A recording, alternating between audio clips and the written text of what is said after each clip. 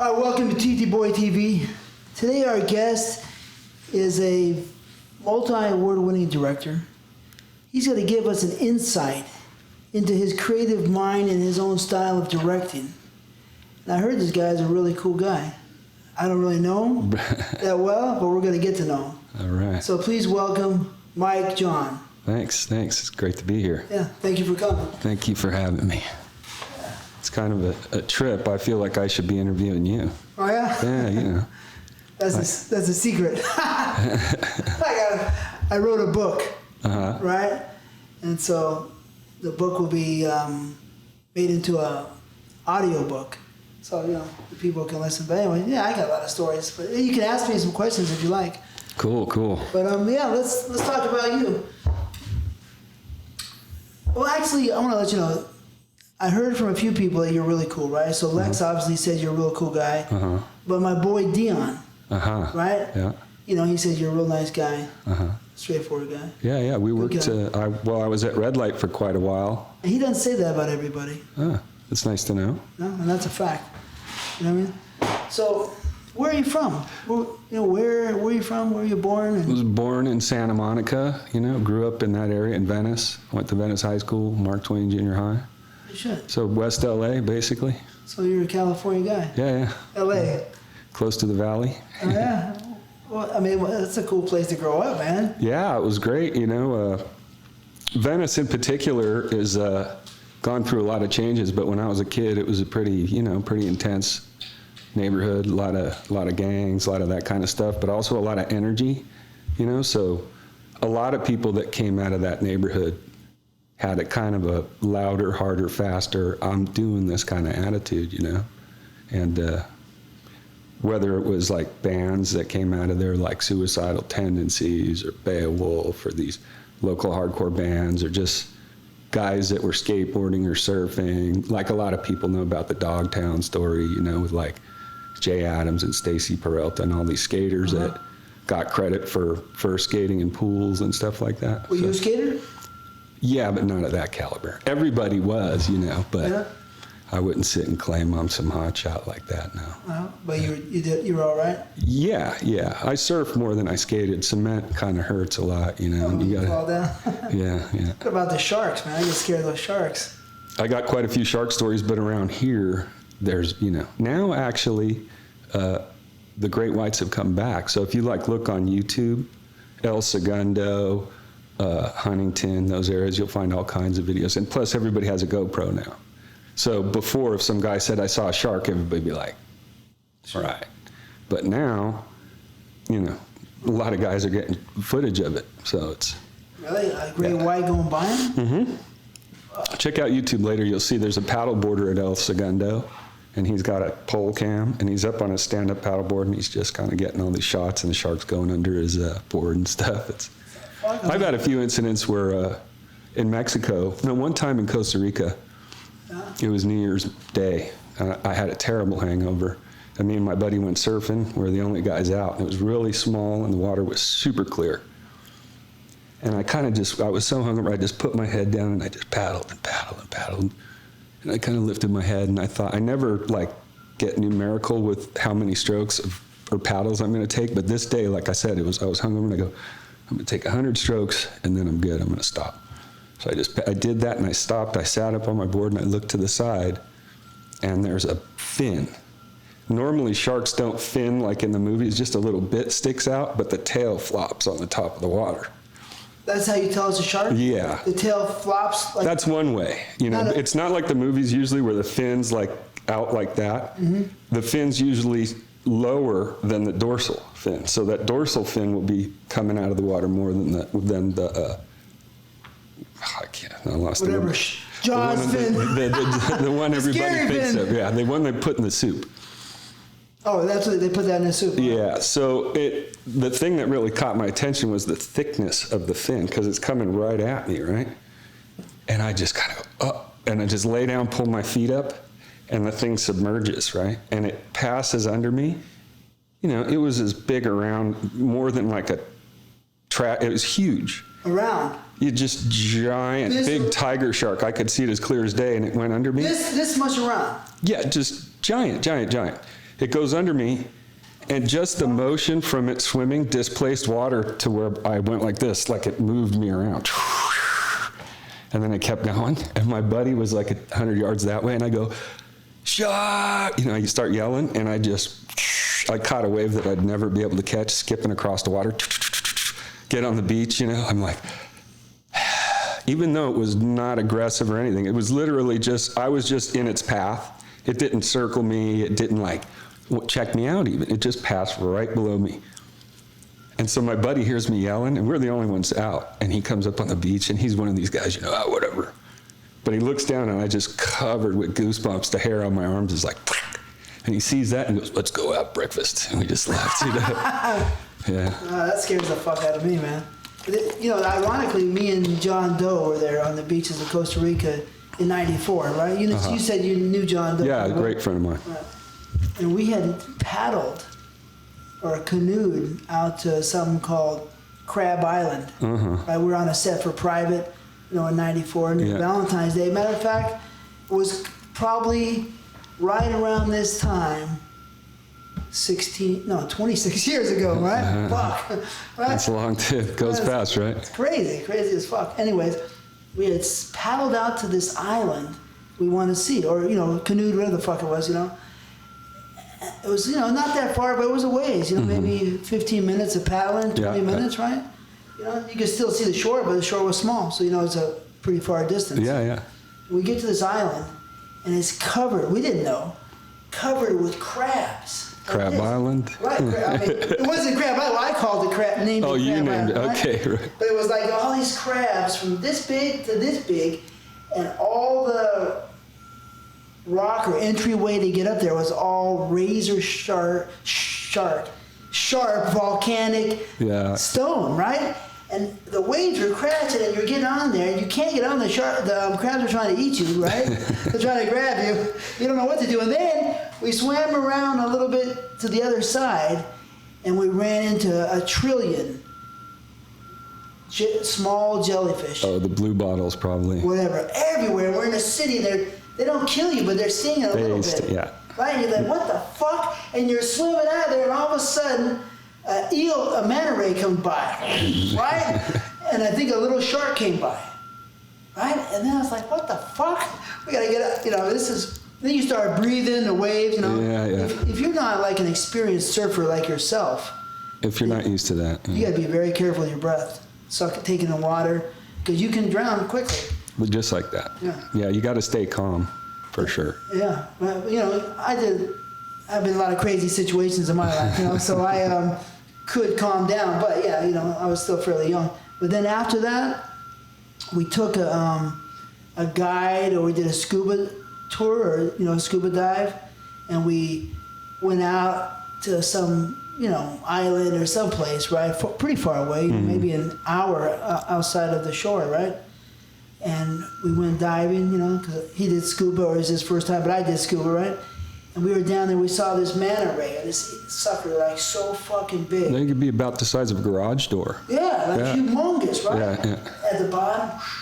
Then this dive master was hit me in the head. Boom, boom, boom. I'm like, what, man? Shark! Shark! I guess it was like a 6 or 7 foot shark right next to my head. Yeah, yeah. Right? But it was during the day, and they weren't aggressive, I guess, in the daytime. Well, it depends on the type. Like if it's a bull or a tiger, you better pay attention. But like the reef sharks, the white tips and the black tips, any predator is risking its life to eat, right? So when a shark attacks, they don't always win. They got to pick smart. You know, they could get an eye gouge, this, that, or the other. It's the same with lions. You watch these documentaries, and it's a risk because they're eating something that doesn't want to be eaten. So a smaller shark, like a reef shark, is going to see the size of you and just go, wait a minute, let's get a fish that's been wounded or something opportunistic, a sea turtle, whatever, right? Well, tiger sharks eat sea turtles, not reef sharks. But nonetheless, there are sharks that are more or less harmless in that regard because they're not looking for you. I know that's not very comforting if you're in the water and they're right there. It's like, whatever, man, that thing's got teeth, right? Well, he took off, so I didn't see him. Yeah. But I'm scared of sharks. You know what I mean? I definitely, It's more accustomed to. Anybody that says they're not is like, come on. You got to have respect for that stuff, right? Yeah, but your experience, is fucking crazy. I spent a lot of time going to extremely remote places to surf. Like a lot of people would go to Hawaii or these places that are well known, whereas I was always looking for places without surfers. So my friend and I, it's kind of how I got into the business, actually. Oh, yeah? Yeah. Oh, well, go ahead. Okay. Well, a friend of mine that I grew up with and myself, as surfers, you hit a certain age and it's like Mexico's right there. So you get in the van, you go to Baja. You can do whatever you want. Buy beer, firecrackers, whatever. You just do whatever you want. I mean, you're close to my age. I mean, you're just a couple years. I'm 54. I'm 51, almost 52. So we're similar in that time zone.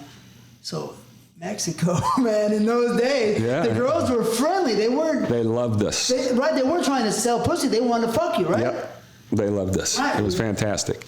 And we drove from LA to Costa Rica, going down every dirt road. Really? If we were looking for waves, but of course girls along the way as well. So we had a camera and we had surfboards. How old were you? Early 20s. Okay.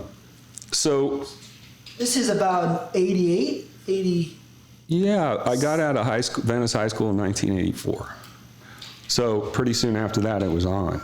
We would just basically hustle, get money, and then go to Mexico as long as we could, whether it be buying and selling cars or just any kind of thing we could come up with to get enough money to go back down and keep pushing like that, right? So we were looking for waves and we were doing all this stuff, but along the way, we would also, get with the girls and at every opportunity try to get the camera out, right? And a lot of times we did. Camera out to see you surf? No, we're banging the chicks and we're getting it going and we're like, hey, what do you think, Because I had always wanted to do porno, but I was on another kind of a mission, right? And that is a surfing mission. Yeah, and we were looking to get land down there too and stuff. So anyway. In Mexico? Well, at first in Mexico, but that's so giant and the bureaucracy there is overwhelming. So we wound up all the way down in Costa Rica, which is a whole different game, But why would you end up all the way in Costa Rica when you have these other locations on the way? You have what? No, I know. Let me go by it. You have Honduras, right? You go from Costa Rica, right? Yeah, Guatemala, Honduras, Nicaragua, El Salvador. El Salvador is up, but it was just about exploring. But when you got to Costa Rica, immediately it was like taking the tension out of the situation. Like Nicaragua, when I passed through there, the war was just over. So it was pretty heavy, right? The people were super friendly, but you had like blown up tanks still on the side of the road, the bridges. Wow. There was the high rises in Managua that had all the walls blown out. It was just framework with people hanging sheets and cooking fires. And it was like, Mad Max or some kind of stuff after the war. And then you cross the border into Costa Rica and you go from like 18-year-old military dudes with nobody to answer to, stopping you on the side of the road with machine guns, right? To cops with little radar guns, and you can you have rights. Like Costa Rica is different than the rest of those countries. You're not going to just disappear, right? Like you could in these other places. So, this is the time. You're telling me this is cocaine capital central. Yeah. Cocaine is flying through this neighborhood. Escobar is the king. Murder and kidnapping come later. Murder's always there, but the kidnapping. So it's fucking crazy. Yeah.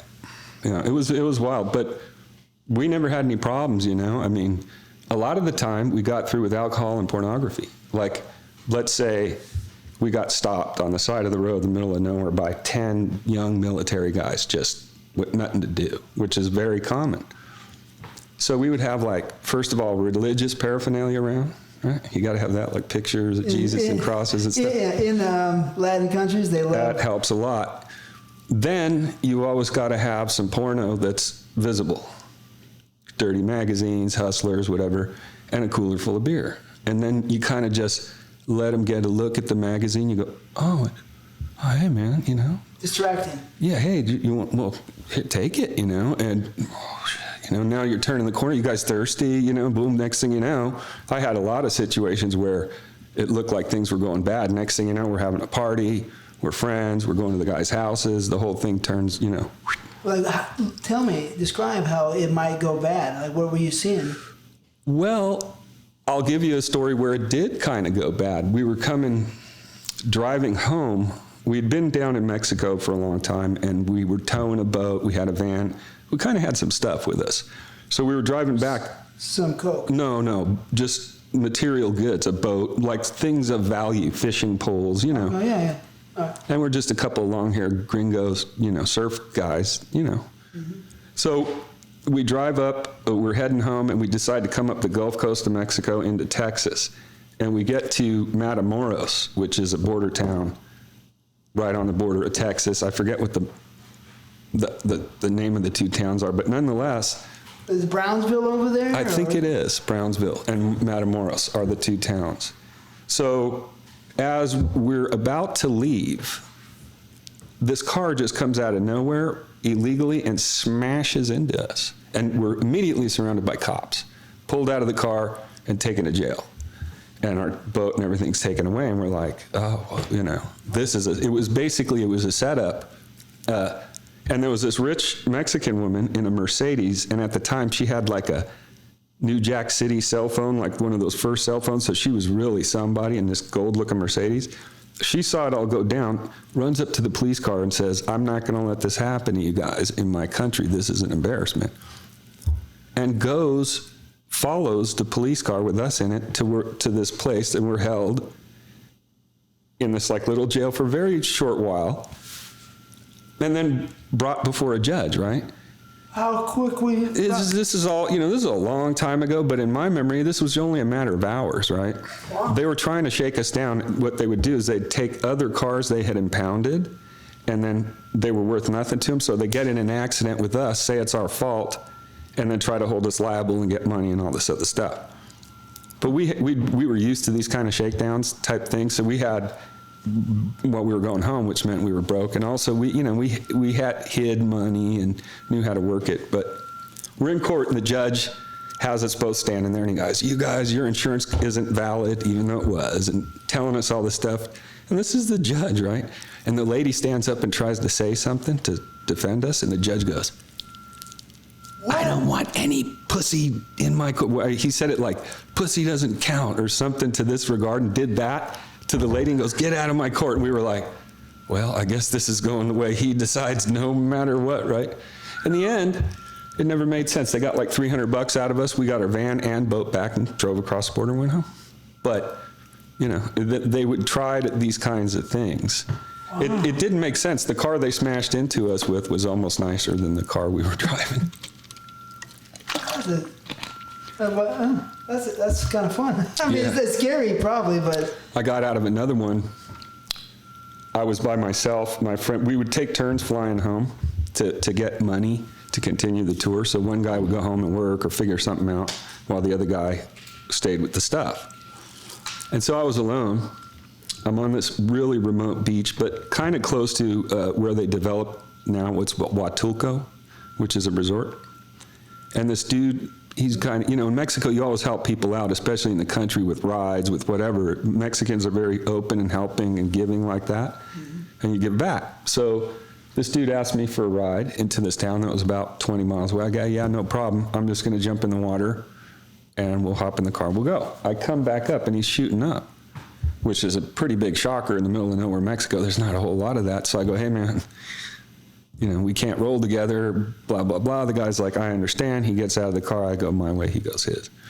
A few months later, my friend's back down now, and we're looking for waves in this super remote part of Mexico, and we're asking a lot of questions, and there's basically no gringos doing this. And so we end up going down this, driving through this town, trying to ask directions or how to get out to this one beach.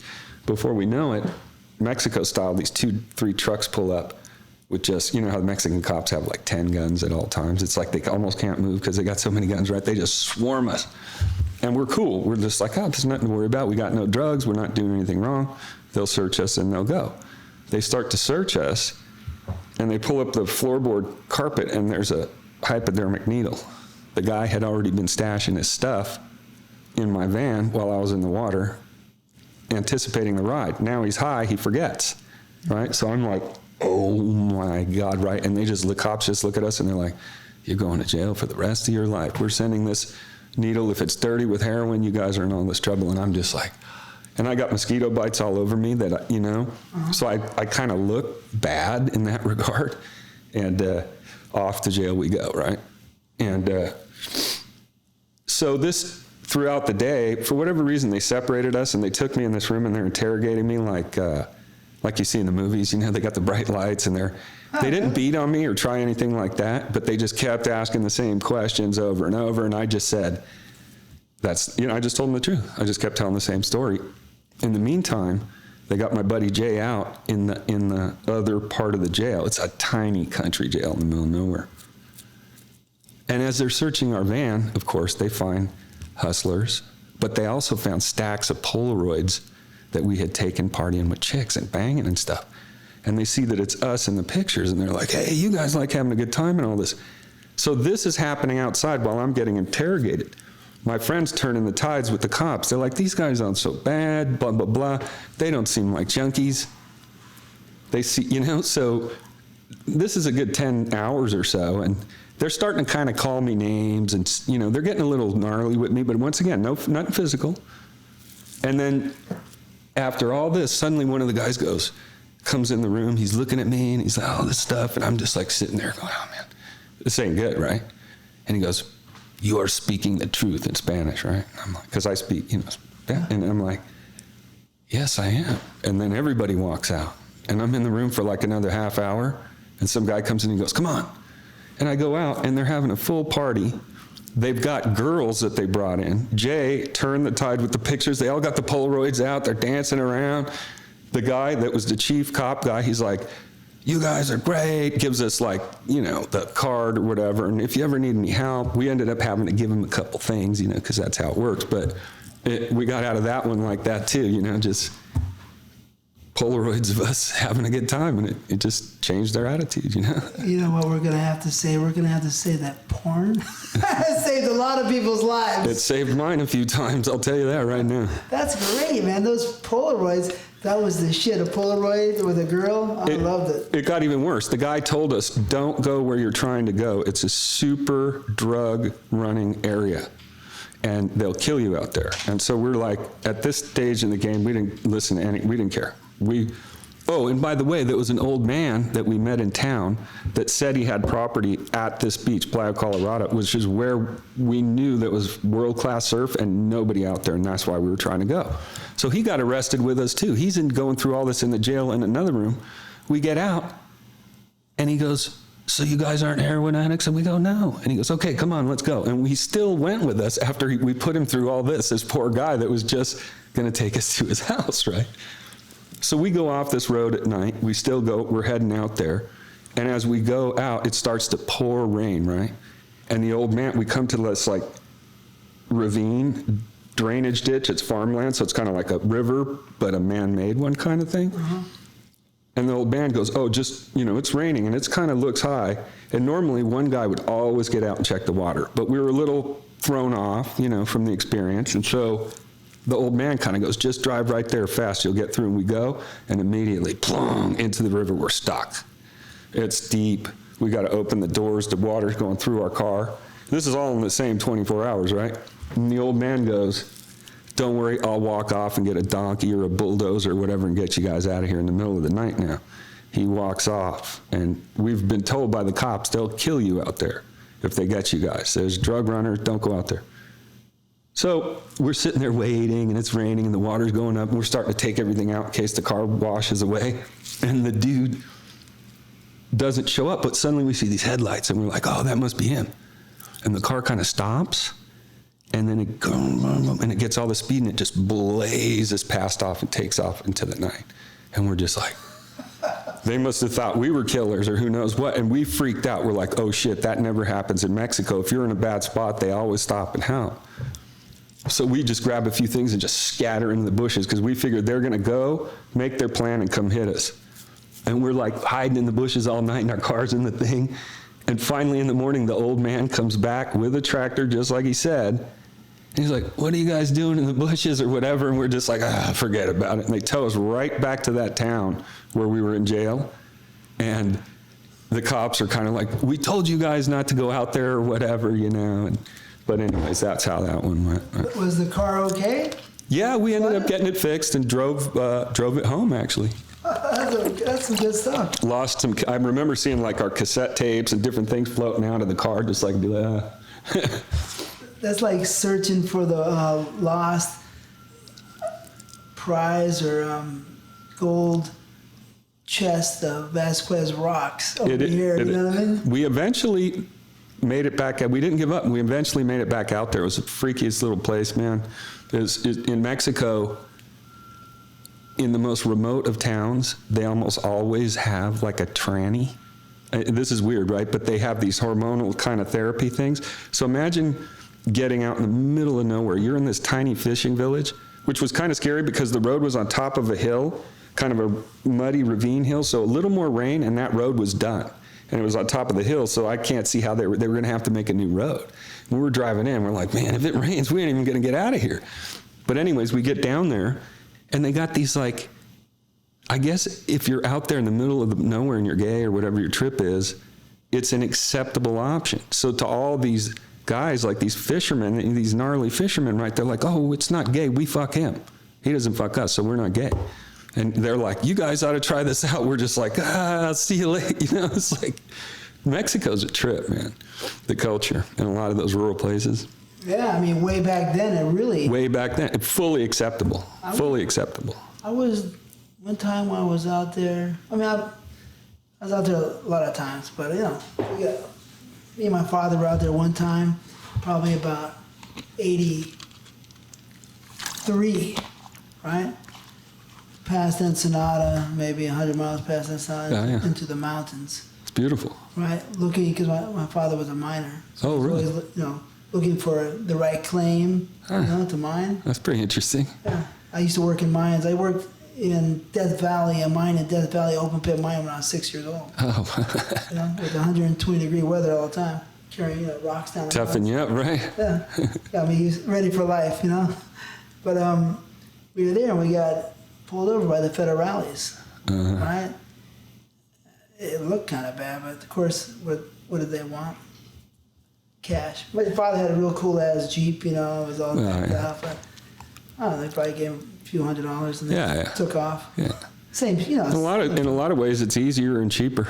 Yeah. I mean, you're in the middle of nowhere, and those guys are loaded up with machine guns. Absolutely. That's not too pretty, you know what I mean? No. I understand your worries sometimes, but the federales and the police are two different people. Yeah. Right? Yeah. Federales. That makes a big difference too. Yeah, they can do what the fuck they want to do, right? Mm-hmm. I mean, they all can do what they want to do, but the federales have a lot more power. Yeah, yeah. Military police. Yeah. There was a while there in Mexico, I forget the president they had, and he did something, but he really flipped that whole get the tourist kind of mentality that used to exist a long time ago in Mexico. He turned that around. And I've driven through Mexico acting like a complete animal and had nothing but open doors and friendly people and no problems. Like a lot, I put myself in a lot of situations that are like, you know, but I've had good experiences there, you know. Yeah. Well, you gotta know what you know. I mean, like, I think I was there in '85 with one of my friends at a Porsche. We drove in there into Ensenada, or Rosarita, right? And the girls are like, hey, right? I'm like, hey! And they didn't want no money. They just want to fuck around. It's beautiful. It was beautiful. So it must have been the same for you. You're a surfer, probably in good shape, right? Yeah. Muscle, you know, you got long hair. The girls are probably just handing it over to you, right? Absolutely. That's how the Costa Rica, we were talking, and once you get to Costa Rica, that was culturally much more loose in a certain way. Like some Latin countries, jealousy is huge, right? So you got to be super careful. Like you don't just walk into some town and start partying and smiling, and the chick, next thing you know, it's not. Well, I'm Latin. I know. I broke into my girlfriend's house when I'm 15 with a gun to her family's head. Okay, so you got to be careful not stepping on toes and being very respectful. And I'm respectful. I ain't out to disrespect anybody. Costa Rica, it just doesn't have that kind of attitude. Like it's real open, you know. You don't run into like that same kind of machismo culture as much, you know. Mm-hmm. And wonder why. You know, I don't know. I think compared to the other countries, it's like it's night and day as far as the difficulty of life, you know. So I wouldn't be able to say exactly why the difference is, but I just know in Costa Rica, it's like if you want money and a job and opportunity, it's kind of like here in that sense, you know. There's opportunity for you if you want it, and nobody's starving to death in Costa Rica. It's not live or die kind of a situation like in some of those countries where poverty is everywhere and opportunity doesn't really exist. Mm-hmm. You know, if you're in El Salvador right now where their murder rate is insane, what are you going to do? There's not a whole lot of opportunity. But in Costa Rica, there's foreigners landing every day, investing. There's hotels. It's crazy. It's really vibrant as far as the economy goes. You know, still going on right now. Oh yeah, every day people are landing there. Costa Rica, I'm going to build a dream type thing. Really? You know? Yeah. I was there, and like you said, Huatulco or something, or Huatulco's in Mexico, but what's the other place? Sounds like that. Hermosa. No. Jaco? Jaco, yeah. Jaco, yeah. Jaco's like Sin City of Costa Rica, pretty much. Is it? Yeah. That's where you go. Yeah. I was there in 2007. Oh, yeah. You know, just as a tourist. Yeah. But, I was in there, wherever the hell I was in 94 as an actor. You know? Yeah. I don't know. We were in a few different places shooting, you know what I mean? Yeah. But, yeah, you're right. The vibe over there doesn't have an aggressive feel. No, they're passive. You're not getting in fights. They're not shooting each other. I mean, Costa Rica's recently, has a lot more problems with violence, not compared to the other countries, but it's mostly a lot of Nicaraguans and Dominicans and people from other countries migrate to Costa Rica because of the opportunity. So it draws immigration from Cuba, from all these countries, for Venezuelans, people with less. Venezuela during that recent crisis, boom, boom, boom, they're coming in big time. It hasn't been fixed, has it? In Venezuela? I don't think so. No, it's a nightmare. I'm not on top of that situation, but I had been living in Costa Rica for quite some time, and when I was down there, it's a small country, so it's evident when those things are changing, especially because I had to go to the border a lot. So you'd be at the border and seeing a lot of new immigrants applying to come in, And how is Costa Rica with accepting them? They're pretty open. I mean, right now, it's interesting. In Costa Rica, like I said, I keep drawing the comparison to here in Costa Rica. Costa Ricans aren't out picking the coffee. That's Nicaraguans. Nicaraguans and new immigrants are happy to have jobs that Costa Ricans are unwilling to do now. So most hotels, if you go there, the maids and the guys in the garden and stuff, and the guys doing the hard work are primarily from Nicaragua. They rely a lot on employment from Nicaragua. Doesn't Costa Rica, does that border Panama? It borders Panama to the south and Nicaragua to the north. Okay. Yeah. And Panama has a great economy, right? Yeah, Panamanians. There's some Panamanians in Costa Rica, but for the most part, they're not going there because they're escaping Panama so much. Right. Whereas the other countries, if you're in Honduras, El Salvador, Nicaragua, it's just like, yeah, I'm going there. It's right there, and they're very ambitious people, are not afraid to work from those countries, because if you come from somewhere with no opportunity and you're given one and you want one, yeah, you'll take it. Right. Yeah, I would spend a lot of time in Honduras myself. Yeah. Rotan and that little La Ceiba, if you know those places. But I actually did a lot of shooting on the road, and I'd go to very remote places, and your name would come up. I spoke with you one time at the show. I came up and I introduced myself because we don't know each other, and I was like, I got to talk to him someday because, let's see, I know it happened in the Dominican Republic. I'm pretty positive it happened in Jamaica, and it may have happened in Costa Rica, but I would go and just try to find girls. So I would hit the street and get to the bars and taxi drivers and all this other stuff. And one time I'm in the Dominican Republic, I remember very clearly, and I'm in this place in the middle of nowhere. You know, I would go to the end of the earth, and I know you did because you're always there first. I'd be talking, and this woman is like, you know, I'm giving her my spiel and this and that. She's like, a man was here.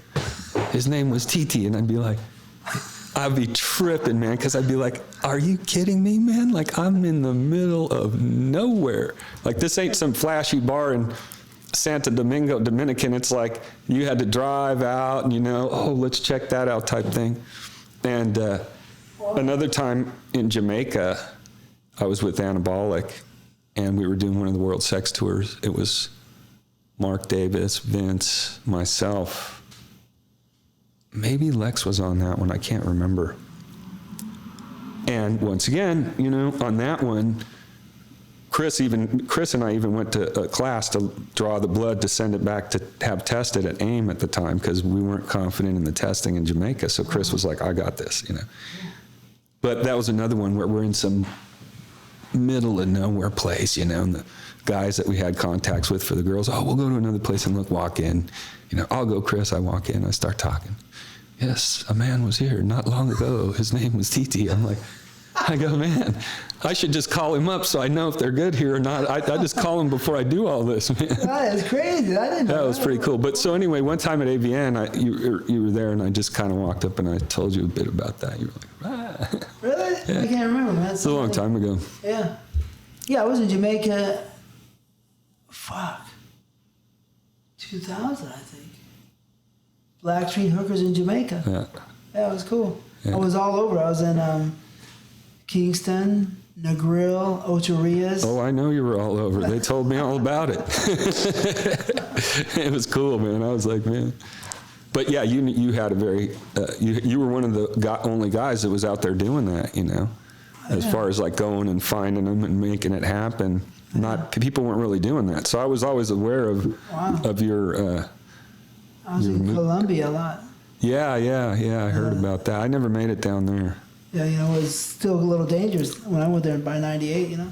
Yeah. But I mean, with the experience that you had in Mexico and Central America, you would have did just fine. You did just fine compared to probably 99% of all the people in the business. Now that I know your history, you probably did just fine. Yeah, you know how it is. I mean, you just get in there, and you got to be careful when you start talking and you want to shoot a bunch of scenes and you start talking money, you know.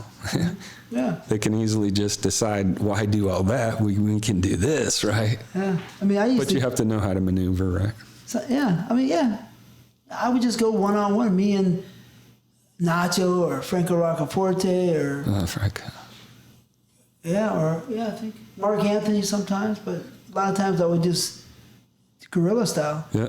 I'd go alone first, and then once I was confident, then I'd call in the troops, you know. Oh, yeah. Because you're spending money. You know, if I bring in Lex and the boys on the road, you know, they could be at home banging away, making money. I don't want to have them sitting around for a week while I'm trying to find somebody to shoot, right? Oh, yeah, that's serious. Yeah, so I would have it all ready. Really? That's cool. So you would scout out whatever bars or whorehouses, right? Yeah. Pretty much. And you would know, because, you know, we know that girls sometimes are flaky. Oh. You know what I mean? So you waste this money and this time, they'll change their mind. I spent hours sometimes in this one place in DR. Franco Roccaforte said, TT. No, excuse me, Venezuela. I was in Venezuela too. Right? Franco said, she's not going to come, right? She ain't coming. I said, she's going to come. You know, he said, I'm going back to the room. At 3 in the morning, he said, I'm going back to the room. By 6:30 in the morning, I had her. I babysitted this girl for 8 hours or 7 hours in the club, right? And finally, she said, okay, I'll go. Yeah, right? Sometimes you have to make them stay with, you know. Yeah. So if you go and test them and think you have all this set, I mean, I'm guessing like only about, you'll be lucky to get 50% that would live up to their word. Very lucky. Yeah. Very lucky. Yeah. Absolutely. Yeah. No, we had trouble with that for sure, right? And I mean, it's understandable. There's no industry, so they're going to expose themselves. And there was always like my uncle in Miami. This was before the internet. That was a bit easier. but they were still, most people have family in the States. And so they're, you know, they're thinking about this. Okay, I'm going to get whatever it is, $1,000 or whatever you're paying. And then that's a one-time deal. Now girls here, they're looking at a good run. Mm-hmm. So then all of a sudden it's like, well, okay, yeah, everybody's going to see me, but I'm going to make a lot of money. So it changes the thing, you know. If you could only do 1 or 2 scenes here, be a different story too, right? Probably. Yeah, probably. Yeah, you probably paid them more money than I did, but I would make sure they came with me that night. They would never, you know what I mean? Some girls love me, so they'd come back, but you know. Yeah. Anyways, but I was probably gone by then to the next. Yeah. Whatever. But that's a trip. I didn't know that, man. That's pretty cool. Yeah. Pretty cool. And you know, without, like I'm saying, and you know it, without your experience of surfing down through Mexico and Central America, where all those places, there's no fucking way that you would be comfortable out there doing that shit. No way. I mean, you got to have big balls, and unless you're like a savage or kind of, you have that, you like danger, you're not going to be doing. You're not going there. But you can easily get fucked up. Yeah. Me and Nacho were in Cali, Colombia. You know what I mean? One time looking for the girls in a bar, and out comes a guy with a gun shooting people. Oh yeah, I've seen it around. So it's just like, I mean, Colombia is notorious, but so is Mexico. Yeah. But growing up down in Venice helped a lot for sure. Having eyes in the back of your head, because I was always used to and always felt like some of the things I saw just around my area down there and had to deal with as a kid were worse than anything I ran into on the streets. Really, just like. Well, there's an organization called the Shoreline Crips, right? And those guys, moving around the neighborhood, they weren't exactly happy to see surf kids. Called the Shoreline? Yeah. Shoreline. Shoreline Crips, and just a bunch of the gangs from that neighborhood, white boy surfer riding his bike to the beach, I got my ass kicked on a bus, my ass kicked a bunch of times, just jumped like that, Right. Especially if you're by yourself, From the Crips or from everybody? Mostly from the Crips. I learned later that the behavior in the neighborhood mirrored jail, because a lot of kids' parents were in jail from that area. So it's like the SAs and the white boys, like you hear them in the prisons, right? It's like there's those separations. And so that kind of translates to the street. Mm-hmm. So, Venice, the cool thing about Venice, it's a very mixed neighborhood, right? So you don't grow up there with a racist mentality because it's a mixed neighborhood, but yet at the same time there is those divisions in the gangs and stuff. And so as a kid going to school, it was constantly the Crips coming at you. They would just, they big numbers and big numbers. They would, jump you. So that's not nice. No. But anyway, I definitely learned and grew up knowing how to pay attention to where I was at and what I was doing and who was around. You know what I mean? Like, I'm not just walking around in some part of it, next thing you know, I'm getting, and from, I mean, I've heard, your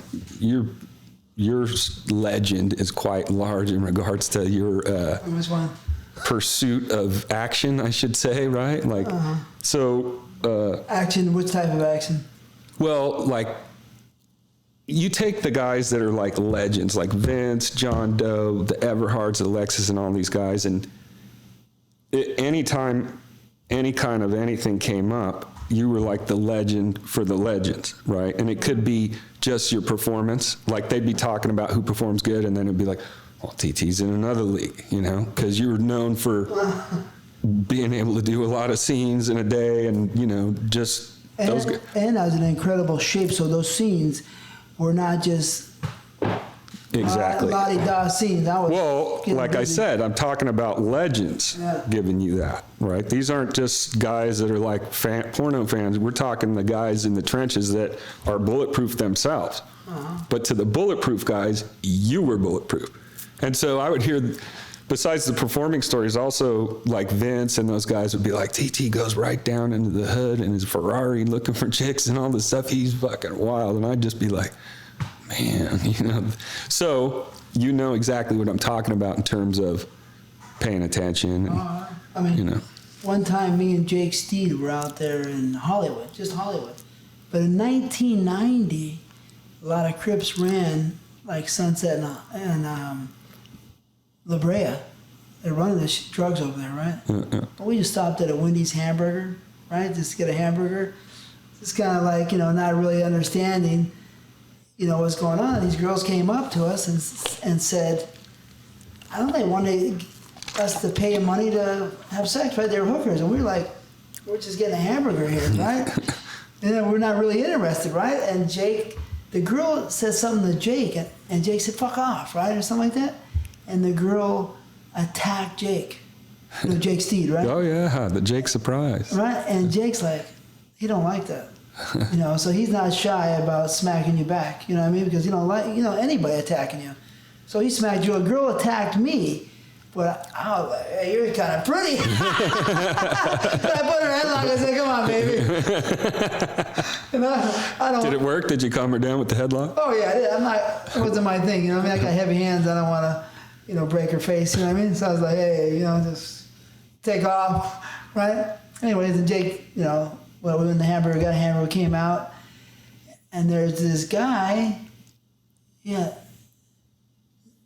was this guy who comes up to Jake and says, hey man, motherfucker, you be picking on a woman, pick on a man, or something like that, right? Jake said, fuck you, what?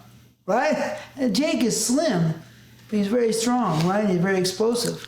So, the guy it was a black guy, and Jake is black, but the guy was in shock almost. He was a grown man, Jake, we're young, you know what I mean? Yeah. Jake's probably like 19 or 20, right?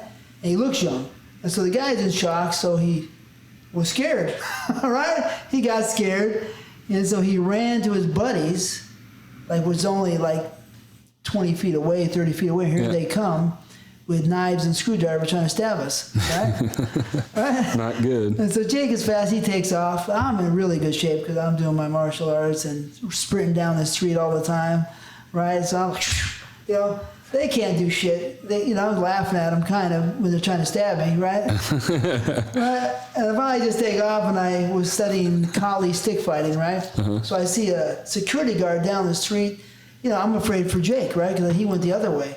And I said, this guy, hey man, give me a hand, man. We got a problem here. It's kind of serious. What I mean? It's not as nice as it sounds, right? No, right. Right? They want to try and kill you and fuck you up. Right, right. They get you. Yeah. They're not. We're smiling, but it's not a smiling man. It's not. It's very fucking. And I'm younger, and I'm not really used to these type of situations. This is one of my first introduction into, people trying to kill me. Right? I had a lot of them, right? But this was the first one, or the first one. And so the guy came with me, and so I get there, right? Yeah. And Jake's not there. It's right in the Wendy's hamburger parking lot, and there's a little booth there where there's a security guard. He comes out, there's this guy, and there's nobody there, right? But all of a sudden, this big Crip comes from across the street, right? In a flannel. He's 6'3", not super thick, but, way bigger than me. I'm 5'7", right? Right. And he goes, boom, boom, just nailed it. I'm looking at his hands, make sure he ain't got a blade, right? And boom, boom, boom, he nails me, right, with the left-right combination, loosens my tooth, makes a little scar here, and dots my eye, whatever, you know what I mean? And he just pissed me off. So I just, boom, hit with a big right hand. He was stumbling, picked him up, slammed him on his head, and about ready to stomp his head in, when all of a sudden, boom! I was hit with a crowbar on my back, and I had just bent over. Whatever I was doing, just missed my head, right? And I don't know, another guy grabs through my face and rips my lip open, right? And then they're on me, and I just was like, oh! Flung them, right?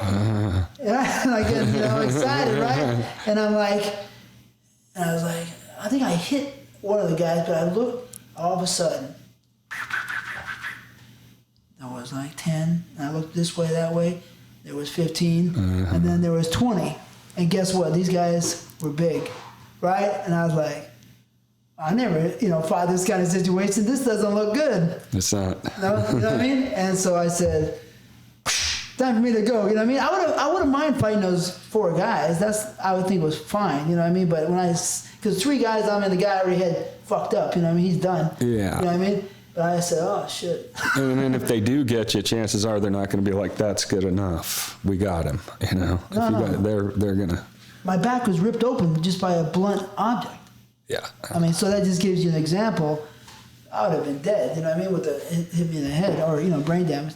But I understand. Yeah, well, that's kind of, those kind of stories, those guys had those stories too, not knowing you, they were just like, you just had that legend status in that department too. Like, I'll tell you one, very early on, before I was even in, it's me, Sean,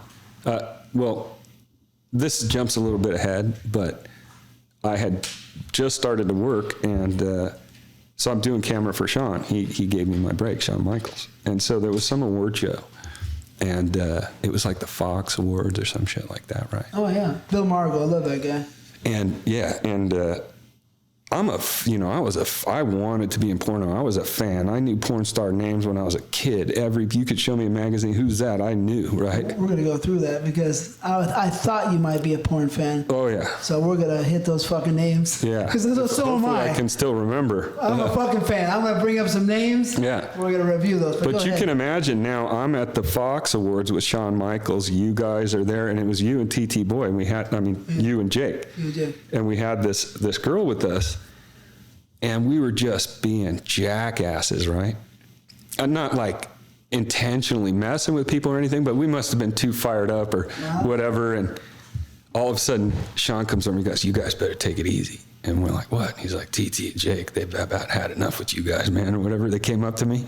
But really? Yeah, yeah. So I don't know what we did or whatever. It was just kind of a funny story. And so, we thought we were brawlers or whatever. So we were kind of like, "Rrr." And then Sean's just like, "No, you guys are going to get your asses kicked. Stop what you're doing right now. I'm going to get you a pass."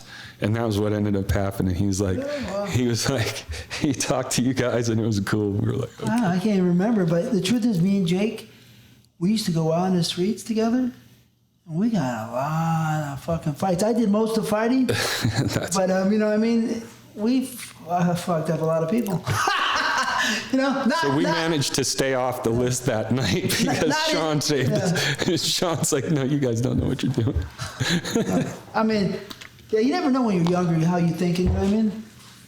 Like maybe you're aggressive. You're young, you're aggressive. Yeah. But I was never looking for a fight, but they just came, you know what I mean? Yeah. When I got older. But I learned some skills and I was appreciating the skills. I was like, this is pretty cool work. Well, look what I'm doing. Right. Boom, guys flying through the air with one punch. I'm like, I did that. Boom! I'm like, wow, this is great. But anyways, it was wonderful. Yeah, I love Bill Margo was from the Fox Awards. Yeah. Fans of X-rated entertainment. That's what it was. You know what I mean? Yeah.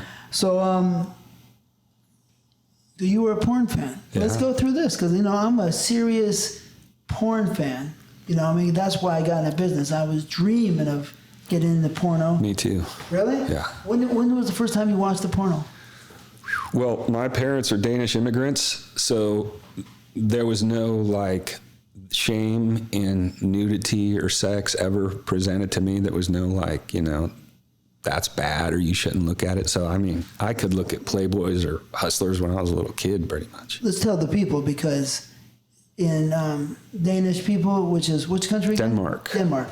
They were notorious for a lot of porno. Yeah. And I even think animal porn. There was anything goes in the beginning, absolutely. Yeah. Right? Absolutely. That's where it started, obviously people were drawing pictures and, porno, nobody invented porno, it's in us. Right, you know what I mean? Right. Yeah, we love the bodies. Yeah. But so basically, the people, a lot of everybody doesn't know Denmark, Danish. Yeah. But the people out there were big porn and they were liberal and they did it all. Yeah. So your family. Denmark's not Sweden, but older people might remember Swedish erotica with Seika and all those types, And I thought that company was Caballero, was it? Well, I don't know. There was one called Swedish erotica, and who knows how the distribution or whatever that went. But those movies just, I mean, I remember as a kid walking home from school all slow, like, why isn't one of these house ladies pulling me in the house like the movies and fucking showing me what's up, you know? Like, here, son, you want a piece of pie? And then the next thing you know, right? In Venice. Yeah. So I'd be walking home from school, you know, like dragging my feet, like thinking. And watching the hood. Well, this is supposed to happen. This lady's supposed to come out and get me and you know. So when was the first time you watched the porno? How old? I really don't know, you know. I couldn't tell you. I know that I saw hardcore magazines probably like 10 or 12 or something like that, or younger maybe. They're much easier to get. People don't know that. How the fuck do you think when you're young? How nobody knows. I mean, older people only. How do you think you're gonna watch a porno? Yeah. It's not on. There's no VHS. No. There's no DVD. There's no internet. All there is high 8, these little films with most of them no sound. Right. Pretty much no sound. What are you going to do, put up a projector or something? Hey, Mom, Dad. Try to sneak into the Pussycat Theater down in Santa Monica? Yeah, you're not doing it. So how the fuck do you get to see a porno? It's hard. Eventually, you get a VHS, or my friend's dad had a basket in the bathroom. He was a bachelor, and my buddy, you know, his dad raised him, and he had this basket like this big of magazines and whatnot. And I don't even know what was at the bottom. You couldn't get at him, you know. You could only get to the few magazines on the top, and he would let us watch whatever. And he always had some young chick in his room and movies going all the time and whatnot. He didn't want us in there. He was busy, right? But really? We'd, you know, check it out. But that was junior high kind of time, so that was a little later, you know. Yeah, junior high. I remember in Denmark, they had these vending machines on the street, and they were the most greasy, hardcore magazines, like probably from Germany or Holland, just like weirdo, pale people in the 70s, you know, with like weird costumes on. But for like whatever the coin was, you could just look in these little windows and see the cover, and it was grimy because over there they didn't have to have a soft cover, and just pick, right? And put your little coin in and open the window and get the magazine out like a vending machine. And these were on the street. But you were in Denmark. But you were there not when you were a kid. As a kid, we went there to visit relatives multiple occasions. And then I even lived there for a year when I was like 18, which was cool. So, yeah, Europe was way more free. Oh, yeah. Way more free. In the newspaper in Denmark, they have, on Sunday, they had a sex section. And it wasn't like hardcore, but it was like penthouse letters. So there was a photo, just like the sports page. There was a picture of a woman, classy, not like spreading or anything, just naked. And then there'd be a couple of like penthouse letter type stories, like erotic stories. And then they had another page with the naked dude for the ladies with the same kind of stories for them, right in the Sunday paper. Yeah, man. You know? What do you think about that mentality? I think it's fantastic. That's my mentality. Yeah. Because one of the reasons I did this is I don't see what the problem is, right? Like, okay, so we capture something that every person on the planet, unless they're incapable, participate in. It's good for us. You know what I mean? It's like, so what's so grimy about capturing that? Like, why does that all of a sudden get knocked into this category like we're a couple of sickos and all this other stuff, when if you're filming anything else that people participate in, that's not a problem. But because it's sex, it's like some big deal. I just never saw it like that, you know? It seems to me like it's more of a repressionary action and idea, you know, to make people more enslaved, so more control. You know what I mean? It's just a strange thing to worry about. Well, if you ask my opinion right now, or let me give it to you, right now, it seems to me like we're going back in time. I would say about sex. All of a sudden, everybody thinks sex is bad, and it's one of maybe the best thing on the planet, you know, besides good food, right? Tell me if you agree with this. Like, in some ways, things opened up. Like, you're not picking on people ain't cool, right? Which I agree with. But let me stop you right there on that one, because I feel pretty strongly about that point. Picking on people may not be cool, but I believe is necessary for the growth of a young person? Oh, absolutely. You know, which way does he go? Is he the pacifist or is he the aggressor? Does he learn how to take martial arts and learn how to defend himself in life and have his own liberty? Or does he become a fucking bitch and call the police, help, help, help, you know? I think what I mean is not that, but in as a group. So you're not supposed to say, oh, those guys are fags, you know, boom, or those are trannies or whatever, which is cool. Like, I'm not here to pick on somebody because they're different than me. Mm-hmm. I do believe that you can't treat somebody like protect them and coddle them and be soft. That you're abusing them by doing that to them. You're not preparing them for life. You're stopping their life. You're stopping their growth. Absolutely. But I find it interesting that if you're a rogue hetero, let's call it, in other words, you're just banging like yourself or somebody that does porno or whatever, we can be picked on in a certain sense. It's almost like because we're hetero, doing hetero behavior that's outside of the normal, right? Mm-hmm. That's okay. It seems like still to say, well, those guys are, you know, look at what they're doing. They're pornographers. They're grimy. They're this, they're that, the other. But it's kind of interesting because why would being open, having a lot of partners, not being afraid to film it, show it, exhibit it, be more of a negative than any other form of sexuality, right? Like, because it seems like a pretty accepting time in regards to how people choose to live in that way. But, you know, it's like we're out kind of, I don't know, you know, you get this, they'll lump pornography in with like drug dealing and, you know, if you listen to this, oh, pornography and drug dealing and this, that, and the other, and it's like, well, wait a minute, hold on a second. How did things that are generally considered negative get lumped in with making films about people having sex? I think it's the religion, right? The religion it brainwashes everybody, and they think anybody that's not fighting a war, right, in the name of God, or you know, the president or the government or whoever, you know, whatever country, not America, all over, right. Then if they're not doing that, then they're a piece of shit, kind of. You know what I mean? I mean, in some fashion, you know? But you know, it's just bullshit. It's but I think in some way that's over with, kind of. But in the other way now, you know, I say this all the time on my show, they are separating man and woman, and it breaks my heart because the women hate man now, and, you know, a lot of them, right, and they want to hurt them, and the man love women, and now they're just, you know, it's by themselves. So what's their choices now? They're gonna all turn to men, you know, and the women are going to turn to women, and there goes the families, you know, in general, because you're the same age as me, or similar, same time.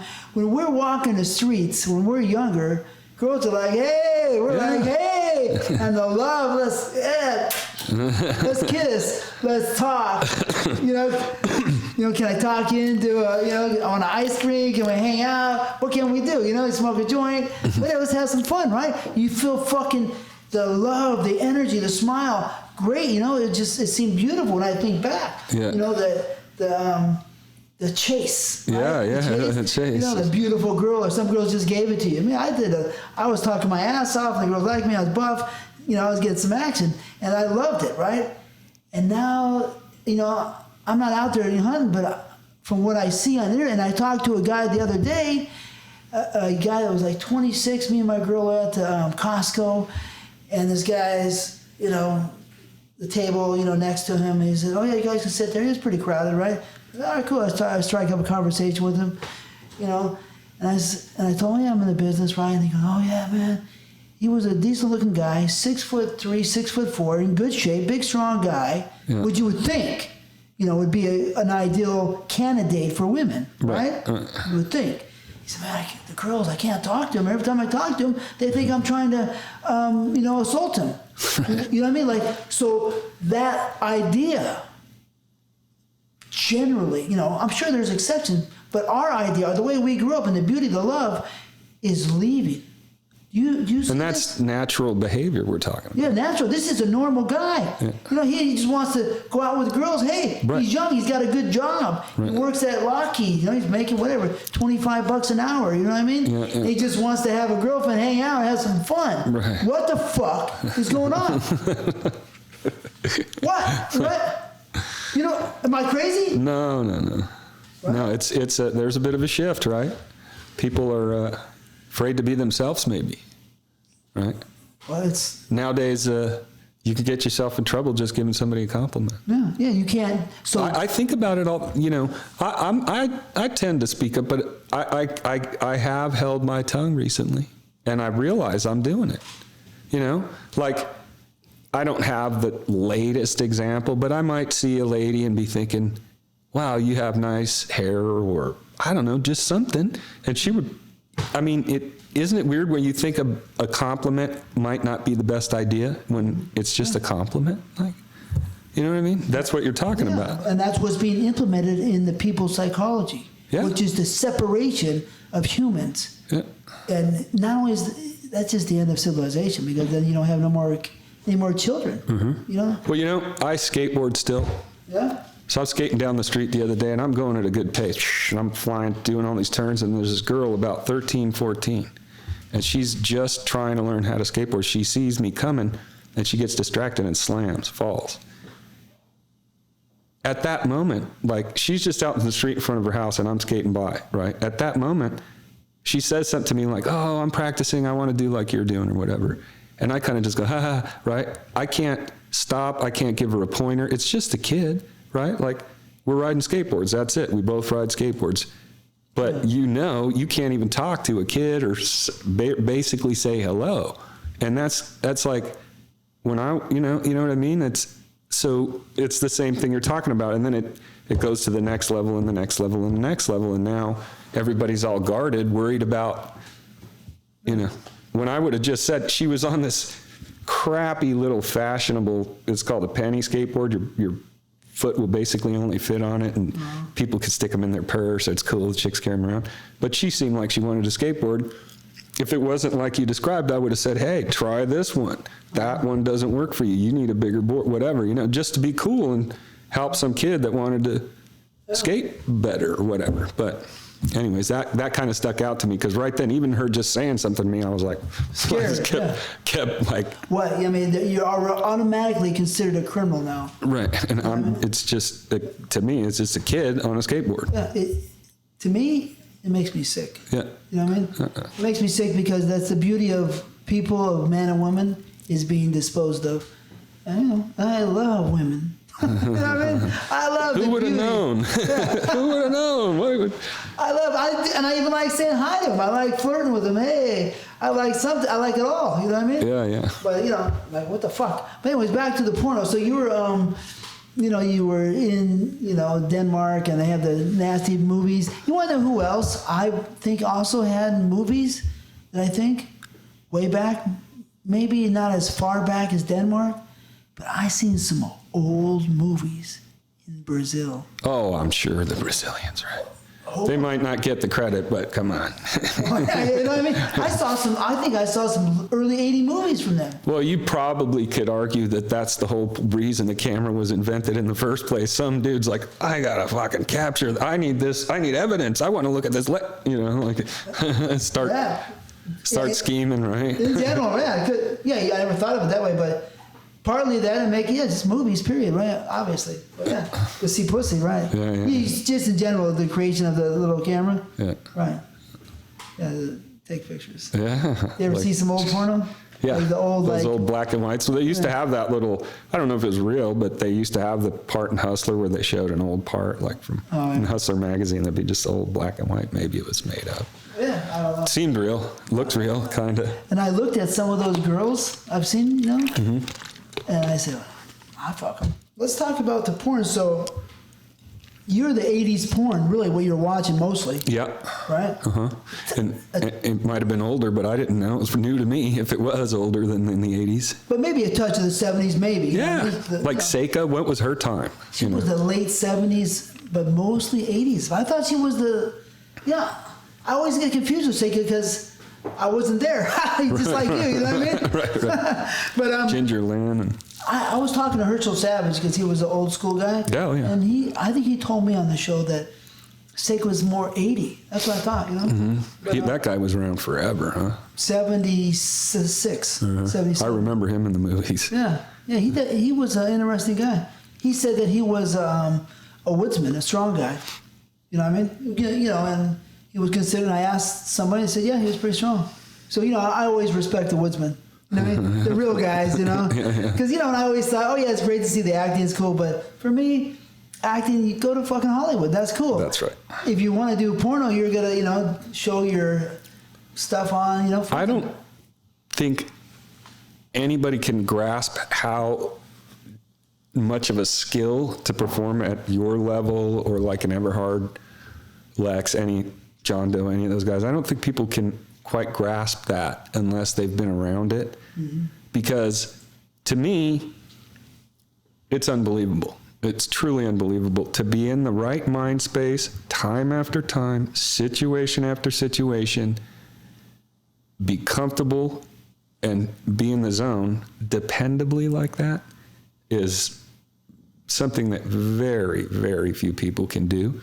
And it's, to me, beyond like somebody that has an incredible record in sports, because that you're exposing yourself completely. You're laying it on the line completely. And, you know, a lot of the top guys will all say, you're only as good as your last scene, right? And it's like, you know, there's no mercy for the guy with wood problems. You know, right. Nobody's sitting around feeling bad for you on that day. They're all, oh, you know, and it's just, so I always had a tremendous amount of respect for that ability. And at the same time, while shooting, I didn't take for granted that the guys had that ability. I would always, you know, try to get the guy, you know, hey, what girls do you like? We show up at a location. Hey, where do you want to do it? You know, I'm not the guy that'll put you on a stairway. And, you know, I'm wanting you to get the best sex we're going to get here. That's what we do. Mm-hmm. So even if you're superhuman powers and can do this, I still don't take that for granted. I'm still want to stack the deck as much in favor of the performers, you know? You want to make something quality. Yeah, because like Everhard, he could fuck on a block of ice with people yelling, you're going to fail, while they're sticking him with needles in his ass. I've literally practically seen him do that one. Really? Wow. In Dominican Republic, this one shoot. He's pretty strong, Everhard. He's never failed that I know of. Never, not one time. It's like just, you know, bulletproof as they come type thing. So he's close to my level, you're saying? I would say so, yeah. He doesn't think so. He doesn't? Well, you know, like I said, amongst the legends, they'd be like, oh, well, TT, you know, come on. So they kind of held you as what to aim for in that regard, you know? Those guys, Everhard, any of them, you know? I work, you know, I guess because I worked side by side with so many of the guys, mm-hmm. and I was always so strong, you know what I mean? I guess, you know, it's hard to say why they would say that, but that's one of the reasons I never failed and always was strong, I guess. You don't see yourself through others' eyes, right? So, and people oftentimes aren't just going to come up and say that type of thing, right? So you have how people present themselves, and then it's like your reputation that's whispered when you're not around, right? And some people, it's like, fuck, that guy's a dick, and other people are like, you know. So you earn it, right? So your conduct and performance and everything you've done, that led those guys to feel that way, right? That's just how it is. I would think. But that's a tough bunch to impress, I might have to add. Those guys aren't like, you know. I always thought Eric Everhard was a nice person. He's a nice guy. Yeah. Always very nice to me. Some people say, oh, no, he's a prick to the girls, but that's not my business, you know what I mean? No. So he was always, you know, very nice to me. God bless him for, you know, being a good performer and making it this long, you know what I mean? Yeah. Right? So tell him I said hi if you ever talk to him. I will. I just talked to him this morning. Yeah. We'd like to get him on the show, but I know he's not in this neyborhood, right? He's in Europe right now. He's in Europe. He can't come to America or something? I don't know that he can't. I actually this morning was just thinking we got to get him back over here. But one of the things that I did as a performer, maybe that stood out, is that I would always come in incredible shape. You know what I mean? I would sometimes be doing 30, 40 sprints up and down the streets at nighttime, right? And so I could pound without getting tired. Yeah. And light it up, you know what I mean? Never my dick would go hard. In order to keep your dick hard, you know, you have to be in incredible shape, Yeah. you know, to pound fast, you know what I mean? And so I think that my scenes they would always say electrifying because I was You were always passionate, right. you know? Yeah, no. And so I don't think most people could keep up that pace. That's exactly right. You know, and then have that bulletproof reputation. You know, most like that was your reputation, whereas most guys, even the top guys, are going to end up having a bad day.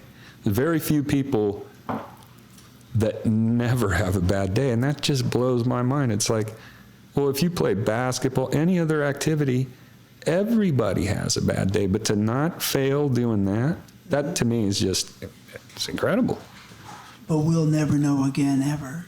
No, we won't. We'll never know again, ever. No, we won't. Because the world is different. That's very different. The skill of being a true woodsman, performer, and you know the experience before that to make you the great performer, you will never. Because I had all kinds of different situations worldwide, right?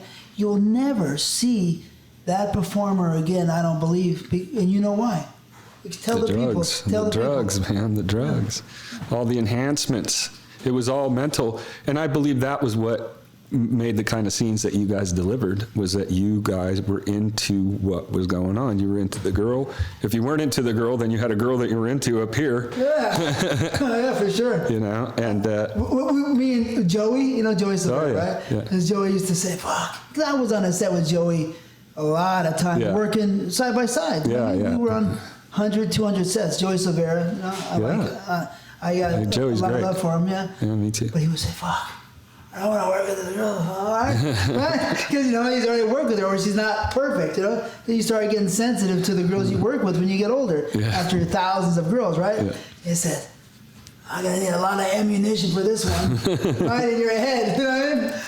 So One thing he said, mental ammunition, you know? there's a lot of 1,000 things can make you dick hard, but it only takes one thing to make it go soft. Joey said that? Yeah. Joey used to say that he thought I was, like that, you know what I mean? Yeah. Great, like you said, yeah. You know, I thought that's a big compliment coming from Joey. Yeah, well, yeah. All right. But anyways, Franco Roccaforte. You know Franco? I sure do. I love that guy. Me too. He's like a brother. Well, I haven't been around him that much, but on many Euro trips, we brought that guy on board. Great. Yeah. Great personality, great guy. Great guy. I met him in '92 in Spain when me and Joey and Shawn Michaels were on a trip to Ibiza for a German company, Hans Moser. But, you know, he was fairly new, just like me. He started '89, just like me. He's still going. Yeah, he's still going. Yeah. I talked to him the other day. So he sent me an article he wrote. You know, well, not an article, but an interview he did. Yeah. And he wrote it or whatever he did and went to a magazine and they're all crazy about it, you know, saying, "Oh, fuck you, this, that." He said in the article, a performer is only half a performer if he's going to go to the pharmacy. Right? It's true. And he also put in there, which, you know, I felt very nice, great about it, really, you know, touched my heart. He said, the number one performer in the world, he said, of all time, is TTBoy, right? He said he could do 6 scenes a day. I could do 4 or 5 scenes a day so easy. That's what those guys all used to say. I could fuck 14 hours, 15. I've had 50-hour orgies like it's a joke, right? But he said, you know, TTBoy, he put me above Rocco. But Rocco is 1+, but I'm the top 1, which Rocco is, you know, and he said Rocco's like a brand like McDonald's, and he is. He's unbelievable and a great performer. And I worked with him in 1990 and different times side by side. Great, unbelievable performer. But I felt so nice, Franco. Thank you, Franco, for saying that and sending me that article. Well, you know, if somebody sees one of your scenes, let's say, and that was your 4th scene that day, nobody knows this. So, and it's not showing, right? Nobody's going, "Oh, that guy looks tired." And the guys in the business, there's the reputation amongst fans and people outside, and then there's within the business. And that's all the stuff that I would hear about you because, you know, if you're inside the trenches and you're working, that stuff becomes legendary. And rightfully so, right? So you know, it's not a situation where it's an outside perspective. So somebody like him or anybody that's in the trenches that knows these things, they know the difference or what it takes to be able to do that, right? And to keep the head, you know, it's amazing to me. For me, it was all a dream. Like what they say, right? It was all just a dream. But a lot of people share the dream. They just can't. Oh, yeah. Thank you. You know. Thank you for, and thank you for telling me these things. Because, you know, I'm kind of removed from, you know, that part. And when I was in that part, it felt great. You know what I mean? Yeah. And, you know, so it's good to relive the greatness that I once had. You know what I mean? And I started a great company. You know, I did, you know, unbelievable with my company. But for me, the performing is who I am. Yeah, it's like, you know, even though I ran my company for longer than I was a performer. Were you performing throughout all the years? No, I stopped performing. Oh, okay. I stopped performing for people professionally really by 2000. I did a few scenes for Joey. But in your movies? Yeah, in my movies I kept performing until 06. So Okay. really 17 and a half years. You know, I mean, I can still work perfect, you know what I mean? I could probably still work 3 scenes a day today, you know what I mean? Naturally, you know what I mean? But my time is done. But in those times, you know, no, it's just, you know, mentally, and I'm in a different place in my life. Yeah. You know, but I know I can still, you know, I still can go. Right, you're I not. can still go. You're wrapped up. You're the. I'm not 21, but I can still go, right? Right. But that for me, it's performing. Performing was my thing.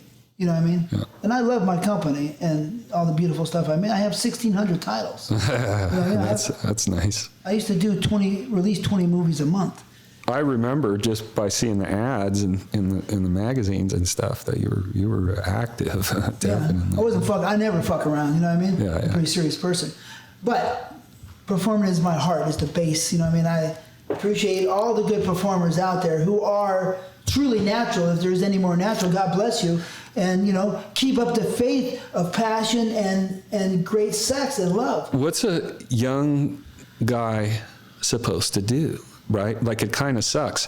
Like in before the drugs, we had an understanding that the guy needed to get in the zone or whatever, and that was normal. If, you know, give me a sec, whatever it is, you know, that's normal. So now if guys are, I mean, a lot of the cases I hear now, the shooting, the Cabbage Act is huge, and then, you know, so let's say you came in and you wanted to be natural.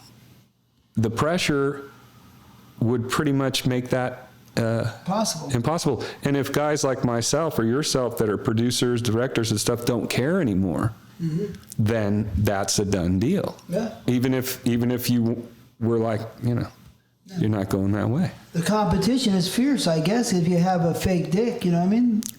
Pretty much. But I would say you're right, and that's probably the only way it is. But on the other side of it, from what I hear, sometimes if you shoot your dick up, you're going to get... I know what you're saying, the where it won't go down. Right. No, yeah, but it fucks your dick up. Yeah. Prannies? Peyronie's disease. Yeah. And your dick will be bent and messed up for a long time or forever. I didn't even realize that you could shoot your dick up until one day I was shooting 2 guys and I found a kit in the bathroom and I was like, hey man, somebody, and I still didn't know. I couldn't believe. Yeah. I mean, you know the old saying, stick a needle in your eye or whatever, like stick a needle in your dick. Like, fuck, you know, if I was like a spy and they wanted me to talk, they're like, we're going to stick a needle in your dick. You'd be like, oh, you know. Yeah. That's like, it's crazy. And it's dangerous because blood is possibly exposed. You know. You just need another job. That's all. That's not the... They came up with that stuff. I think, as far as I remember, some loser performers all of a sudden getting their dick hard, right? And that was really about 98 or 97, I think. I started saying, what the fuck are these guys doing? You know, I didn't understand, but I knew it wasn't natural. You know what I mean? I was on a set. And I think the first time I saw it was in Frisco for Alex Dorenzi. Yeah. And I was like, this is weird. You know what I mean? Yeah. And this guy could never get his dick hard, you know? I would just, like I said, it would seem like, well, do something else. That's not for you, right? It's not your thing. There's some weird brains out there, right? Definitely. You know, weird shit. Let's go back to the fucking fun, the pornos of the 80s, right? I love those movies, man. I was like, oh, Yeah. I love these girls, right? Oh my God. And I had girls like me. I was a nice little guy. Girls liked me. And I was, the first girl I had sex with, I fucked her for 4 hours. She tapped out, right? I was 12. First you know time? what I mean? Yeah. I was 12 years So old. the writing was already on the wall. I just was a maniac. I'd jack off 10 times a day, I love the girls, right? But I would look at those movies and I would say, oh my God, look at that. Look at this. I just was lost. Did you get lost sometimes? Yeah, like I said, the walk home from school, what do you think that was? Like, I actually thought this is going to happen, I can't be knocking on doors or anything, but the ladies are going to see me coming home real slow like, and they're going to know I need to, I need a lesson or two taught to me here. So you're going. Yeah, just like, kind of like, what's that weird? Walking sideways? Who's that weird kid that takes him 10 minutes to get down the street? Well, let's talk about these porno stars, okay? Of those days. The girls first. Because, I had a lot of respect for the guys. You know what I mean? And I like some of those guys. I'm not gay, obviously, but I like their personality in the movies. You got your guys. If you're a porn fan, you got your guys that you like. It's not a gay thing. Those are just the dudes that put it down the way you want to see it, and they're porn stars. Yeah, you can relate to them. They're cool, but the girls, because there's so many girls. I didn't even write them down. I can't. They're in my head. A lot of them, right? Yeah, good. Because still in my head. Obviously, we'll start at the top of the 80s, the top star, Ginger Lynn. Oh, yeah. I shot at her house a few times. I think I might have even shot her when she made a comeback. Yeah. She was around for a while. But in the 80s, he was fuck, right? She looked, something about her, right? Was something about her energy or something? Something, right? Well,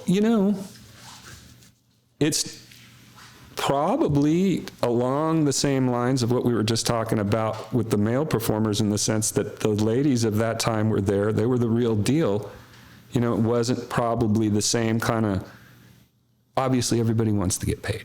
So when I say it's not just a money thing, I don't mean they don't want to get paid, but I mean like the motivation. They were probably living a lifestyle. They were very sexual. They were very open, and that was the way to go. So you had the real deal there. These women, I never worked with them or anything, but I would feel comfortable in saying they enjoyed it and were into the sex. I had Ginger Lynn on the show, right? She's not out yet. Ginger Lynn's on the way, probably in March or April.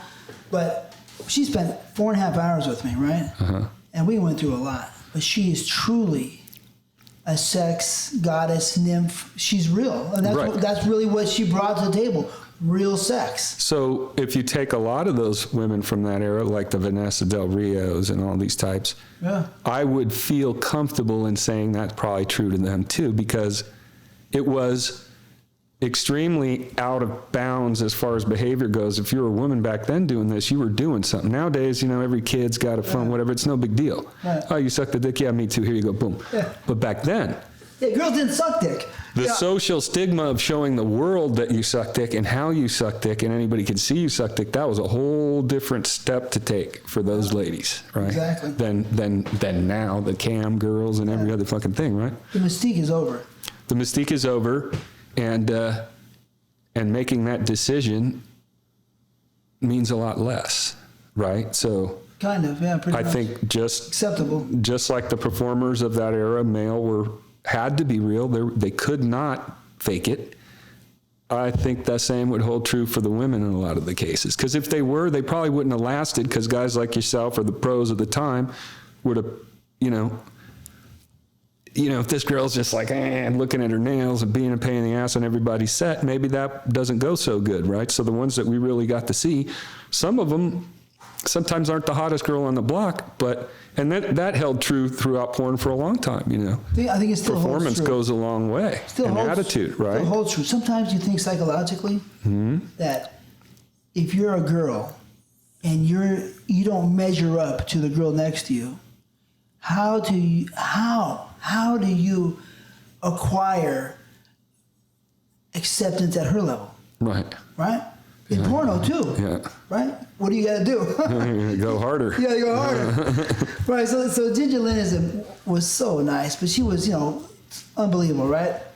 How about Christy Canyon? Never. Now, that's somebody she may be at the top of my list from that era because I like tits, right? Like big tits? Yeah. And so I would put her way, way up there. I've never met her, been around her, anything like that. I'd probably be like a fucking babbling fanboy. Oh, it's Christy Canyon, right? Like, oh my God. One time I was supposed to go, she had some radio show she was doing, Playboy years and years ago, and I was supposed to go. I didn't, never happened or whatever, but I think I remember feeling a little nervous just about that. I was like, Christy fucking Canyon, are you kidding me? Like, how am I going to fucking concentrate? I won't be able to, I'll forget what I'm saying or whatever, Yeah, and the thing is about Christy Canyon, she is so fucking nice. Yeah. You can't even, it doesn't even seem real. And guess what? It is real. And you know what? She was one of my first scenes. Oh, man. Right? So when you came in, are you just like crazed fan and then now you're working with Christy Canyon, that kind of thing? Like, I don't think I remember seeing Christy Canyon in the movies. I don't know. Maybe I never was a tit guy. Okay. I could appreciate the pretty, but I was always maybe an ass guy, like bubble butts, and I like fat pussies. Okay. I'm all into the pussies, right? I'm all crazy. But she intimidated me a little bit. I've had that. But no, of course I did my job fine, you know what I mean? But like, when you're younger, you're on these big sets as a PT shoot, or I think, or I don't know, it was on a big set. How old were you when you started? 21. Right. I was just a youngster, right? Yeah. Great time, right? But, so Chris Canyon was just great. Anyways. But let's go Amber Lynn. Amber Lynn's another one. Was she the one that did the Devil and Miss Jones? I don't know, probably. I don't remember the title so perfectly, who was in them, but maybe, you know what I mean? Probably. Who just shot right into my head was Tracy Lords. Oh, I know she had a short stint, but she actually used to work out at my gym down in Marina, a place called Marina Fitness. It's tore down now, so anybody that hears Marina Fitness and wants to stock it, it's gone. Otherwise, I'd be there right now stocking it. What year? About 15 years ago, and she was real friendly. I never was like, hey, you're Tracy Lords or whatever, but we talked a little bit, and I don't know that, I kind of thought maybe she knew I was in the business because somebody might have told her in the gym or whatever, but like, I like to give people their room. Like, she's at the gym, right? I'm not there to be like, hey, you're Tracy Lords, whatever. But at the same time, it'd be like, I think I'll stay on the treadmill a little longer today, right? So that was cool. And I remember a showcase movie. We were talking about Paul Thomas today, and it was called Tracy, I Love You. I must have fucking jacked off to this movie. I don't know how many times. I mean, the tape must have just went blank eventually. And it was a showcase where Paul Thomas he was on a couch with a microphone, and he was talking to her, and then they put her through different scenarios, like she banged Tom Byron, he was the young guy or whatever. And at the end, Paul Thomas bangs her on the couch. And she was just so hot. I mean, she had something for everybody with the puffy tits and the whole bit. It's like, there's a reason why we're talking about her, and she only did a tiny amount of movies in reality, right? I think for sure she's one of my favorites of that era. Yeah. And when you think of her hotness, right? Yeah. You say, you want to jack off. Right. Christy Canyon said, yeah, she was so hot. Not super sweet, but hot. And sometimes those girls, right, that are hot and a little bit, because they know what the hell they got, gold, right? Yeah. You'd probably be like, oh, fuck. You know what I mean? But, right, Tracy Lords looked like unbelievable. Unbelievable. For sure one of the best. There was a girl, who always comes to my head because she had this fat pussy. And she had a hard body. She wasn't super beautiful, but she was cute and sexy. Her name was Danielle, a blonde.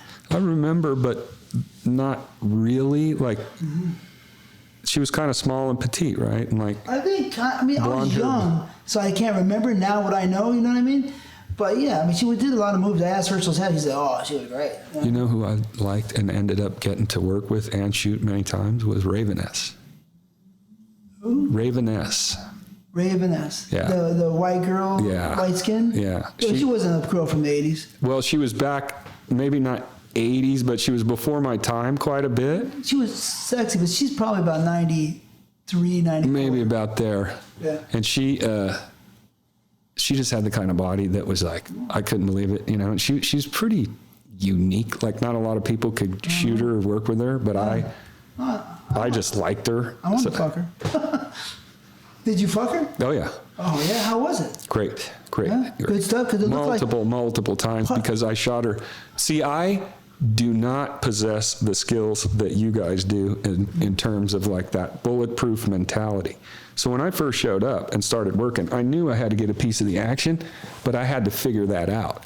So you worked as an actor? Yeah.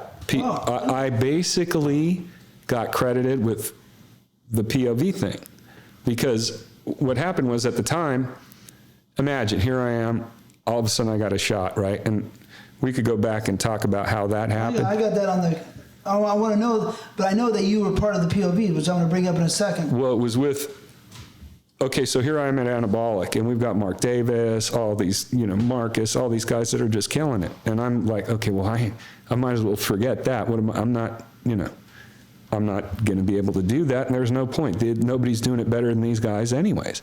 And what I did was, when I first started to shoot, it was the VHS days. You had 2 hours and 20 minutes. As a jack-off, I was going to make sure, as best I could, that you were not going to press the fast-forward button, ever. So that means I'm not giving you any acting or any bullshit or any of that. In my very first movies, what I did is I put blowjobs between the scenes, and that was me getting sucked off, right? So now I'm in. And I found that I could fuck and hold the camera steady and focus and get these, I was good at that. I could really shoot POV. So by doing the blowjobs. A little practice from Mexico? Yeah, that didn't hurt either. From shooting the blowjobs between scenes, now Chris and Greg were happy. Look at that, my God, we got a mini blowjob movie with our movie here. And then I would put a cum shot recap between scene 5 and 6. So I really beefed it up, right? So you paid the girls? Yeah. Just for a blowjob? Yeah, because when I got my first budget, like, this was when guys like yourself, well, I don't know your history as much, but guys like Tom Byron and Mark Wallace and some of these guys were getting budgets because the company owners couldn't shoot enough. And so they're looking at the performers. Naturally, any performer is qualified to fucking shoot porno, real porno, not this bullshit porno. More qualified. More qualified by a long shot. And so they started handing cameras to guys like, I don't know if you ever shot for companies. I never did a movie for anybody. Very smart man. I had my own money, you know what I mean? Right. I saved my money, you know, That's not a very common practice in our business either, as far as performers go, right? I had the best cars, good places. Yeah, I never fucked around. Good. I wasn't high, though, you know what I mean? Right, well, that's another thing that's not all that common. But I saw that budget as my chance to really do something. So I wasn't worried about making money at that point. I was worried about making good porno. I was worried about making what I wanted to see. Before we go that far, I just want to know, you know, the beginning, like, how did you find these people? They found me. My Latin American adventures, right? And all that shooting and going into bars. And at the time I was down in Central America and I had bought that property, my buddy and I, Jay, we've always kind of had this thing where, you know, it's going to happen one way or another. So I decided with the porno that I was coming and knocking on every door in Porn Valley after I was finished tying up the property in Central America till they either let me in or kick me out. And I wasn't going to take any other thing. I had to get in. So what year was this? This was I started in like 95, I would say. So early 90s. So I had been in all the bars and all the places talking my game and seeing if I could get girls and what I could do and if I could just shoot them and, you know, and I didn't even have any contacts or anything. And so I'm confused. So you were shooting girls for yourself? Yeah. Just for fun? Yeah. Just in 95? Before even. Like any chance, we got a girl that said, fuck, I don't care, get out the camera. And we weren't selling it or anything. It was just like, you're partying, you got chicks. We were always trying to tag team or get 2 chicks. We were just trying to make shit happen. So it really wasn't just like you said, I just want to have, you're having fun with the girls, let's just grab the camera. It was more like, I want to shoot girls, so let me get these girls so I can shoot them on camera. Right. That was the mentality. Yeah. My friend and I remember a couple times banging a chick and not trying to get the camera out, and my buddy being, well, I fucking didn't even count. We'd be hard on each other, just like, why bang her if you're not going to try to take pictures and all this. Wow, that's wild. So how many did you shoot like that? I don't know. Quite a few. 50? I mean, I have old tapes even from way back then. Wow, that's 50's a big number, but let's just say 25, 30 maybe, Wow, that's fucking cool. Yeah, and then so I had this reputation within Costa Rica, especially in the strip bars and all this other stuff. What city was that? San Jose, Costa Rica, and Jaco, but San Jose is the main center. So at the time, Anabolic, Chris, used to do a series called World Sex Tour. And they came down to Costa Rica for World Sex Tour number 8. Started to look for girls and kept hearing my name. This is 95 or 96? Yeah, that's about 94, maybe 95, right in there. Really? Yeah. So they come down. I mean, if we looked at the World Sex Tour number 8 and found out when that was released, then we'd know. Yeah. But it's around that time. So they try to get girls, and they keep hearing my name. Oh, do you know this guy Mike? Kind of like I keep hearing your name when I'm traveling around, that's right? Funny, man. That's crazy. Yeah. So I told all the bar owners and all the guys where I could be found, which was in Jaco at a hotel called the Zabamar. Well, Chris and them decided to drive straight to the Zabamar to find this Mike guy to see if I could help him get girls. I had some pain in my side. I thought I was drinking and being a partier, and I thought something was wrong with my liver. I didn't know what. So I was up in San Jose to go to the doctor because I wasn't feeling good. So I'm in this hotel room. They drive to Jaco. I'm in San Jose. They look for me in Jaco, can't find me, and end up driving back to San Jose. I'm laying in my hotel room with my girl, and the hotel phone rings, and they say, hey, we're here from Anabolic. We're here to talk to you, And I'm like, I think it's somebody messing with me. I'm like, whatever. They go, no, we're here from Anabolic. We need to talk to you. We want to talk to you. I was like, and you knew the company? Of course. Chris is chasing you through? Yeah, so the phone rings, and I'm in the hotel, he's in the lobby, and it's like, hey, we're here from Anabolic. We need to talk to you, whatever. Oh, no, wait. They got my number, and they called me from another place. And I was like, first I thought it was bullshit, and then he's like, no, I'm really here from Anabolic. I really want to talk to you. And I kind of go, okay, give me your number, and I wasn't feeling good, and I hang up the phone, and then I'm laying in my bed, and I go, wait a minute. That was fucking Anabolic on the phone. What the hell am I doing? I picked up the phone, called him back within 2 minutes, and I said, I'm ready. Come over. And they came to the hotel. Next thing you know, it's Chris, Shawn Michaels, and Mark Davis standing in the lobby. I go, I've been waiting for you guys. Like that. And they're like, really? And I go, yes. And so we were off to the races, and I speak Spanish. I knew the game. I knew everything. So I started getting them girls. And I started, helping them get that production done. Wow. Shawn likes smoking pot. I've been known to smoke a few joints myself, so I hooked him up. And Shawn is the greatest guy. I mean, he really is who I credit with getting me in, because after that trip, he's like, Chris and Greg both said, hey, if you ever come back and you want a job, which people will say on a trip, like, hey, great knowing you. Well, it turns out Anabolic is literally 2 blocks from my house in Venice. I can walk there in 2 minutes. Just like I could throw a baseball and hit the building, basically. I know Chris was in Anabolic. I went to his apartment back in 1990. But you're saying that the building was there back then? Well, back then it depends where the building was, because he lived in Venice for a long time, but where Anabolic, before they moved to the Valley, it was on off of Abbot Kinney, kind of, which was West Washington at the time. And I know that he built the building, like he used to have small buildings on this lot, and then he built a big building, which became their warehouse and their whole facility. In Venice? In Venice. And that was only 2 blocks from my house. So immediately when they said, you want a job? I figured out what cameras they had. I bought a camera, and I went straight home and knocked on the door. They're like, oh shit, he showed up, right? Well, Shawn, who was doing the Up Your Ass series for them at the time, he immediately gave me a shot to shoot camera. I'd never shot a scene ever. Nothing. And he goes, no, wait a minute. Excuse me. We actually hired him, Sean, and paid him and Tom Byron for a scene. We were going to start shooting movies out of our own pocket with no idea how to distribute or anything. As a result of me paying Sean to shoot him, he then hired me to shoot camera for him one day. His guy was done or not available, and he liked my camera work better right out the gate. So I got that slot. And then through that, I began to sit in with the editor at Anabolic, because that's where you learn about camera work and mistakes. The edit bay is where you learn everything, right? So one day Chris sees me in the edit bay and he's like, what are you doing? I'm like, well, I shot these scenes. I'm making sure it comes out right. He's like, you did?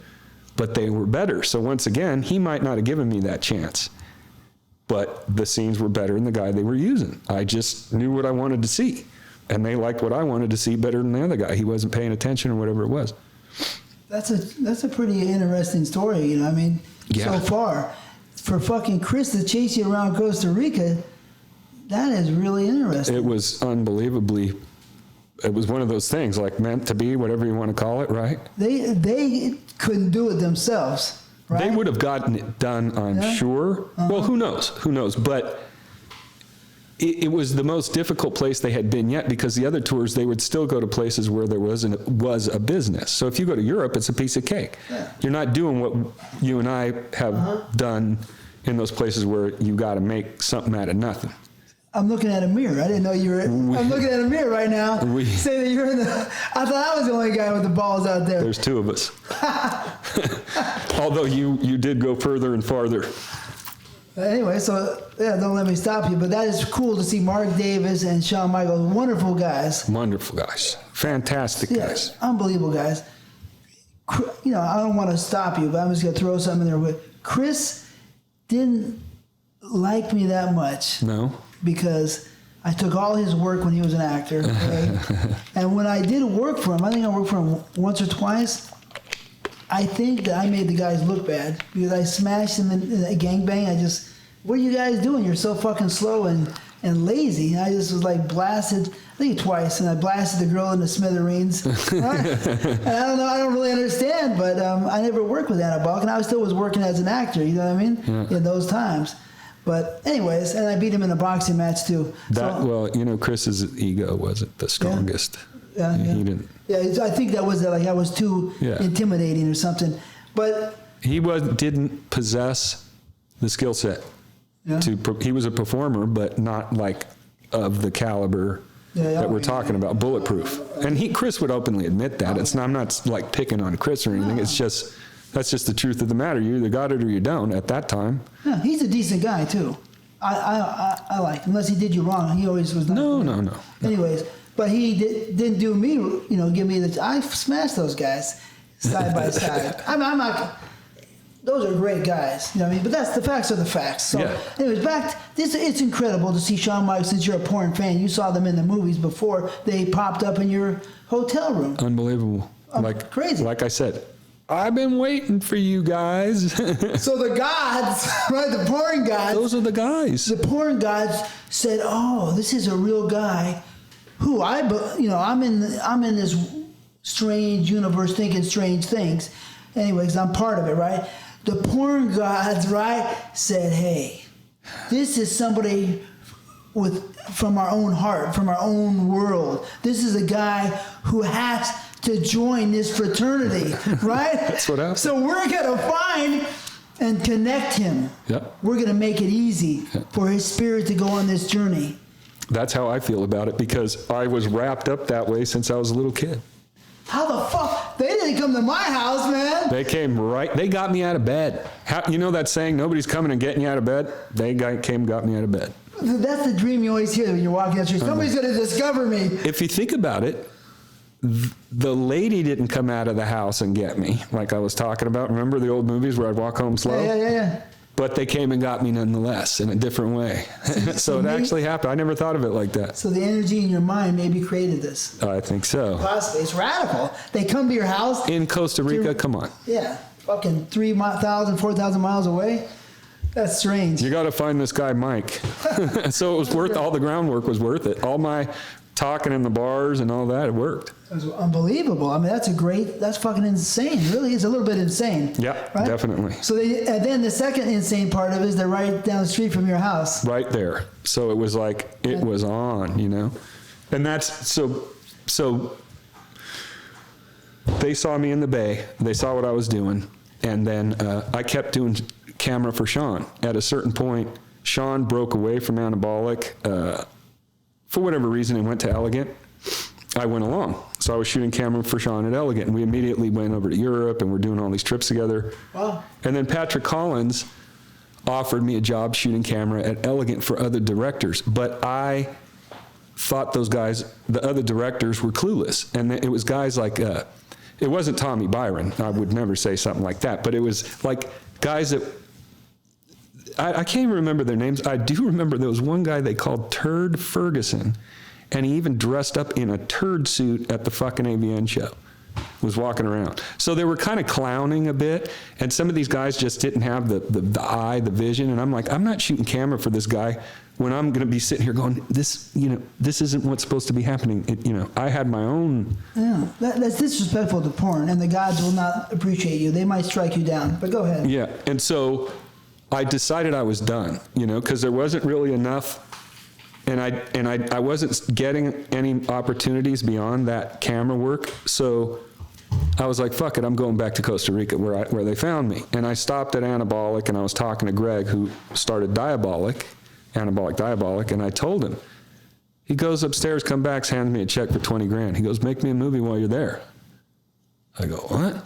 He goes, yeah, make me a movie while you're there. You got a title? And I was like, yeah, Panochitas, all right? What does that mean? Panocha, pussy, little pussies, meant, yeah. Little pussies.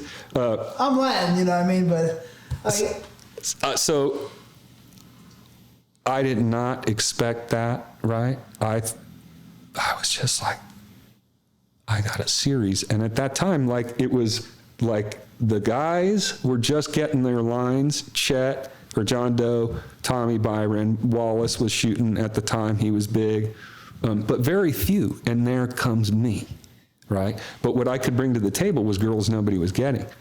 Wallace was shooting for no, he was shooting for Elegant. Yeah. He was good too. He was putting out good stuff. He's a real guy. Yeah. And don't mistake it. Anybody, whatever, Mark Wallace, whatever, he was a great performer. Unbelievable. Right. That dude was bulletproof too. Pretty much. Until he got side by side with me. Well, that's why those guys called you that's why you got legend. But if you weren't in the room, then he was bulletproof. Let's put it like that. Well, Mark is great. Yeah. So we know, I know, you know, the people don't know, but the prices in Central America, South America, generally is a half or a third the price for the talent. Yeah, yeah. So now you got $20,000. Yeah. Did you have money?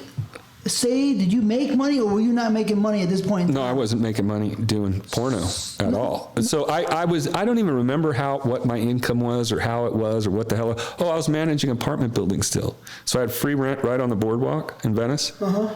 And I don't know what I was doing for money. I was always hustling something. So growing weed or something, Smaller money, kind of. Yeah. Yeah. Okay.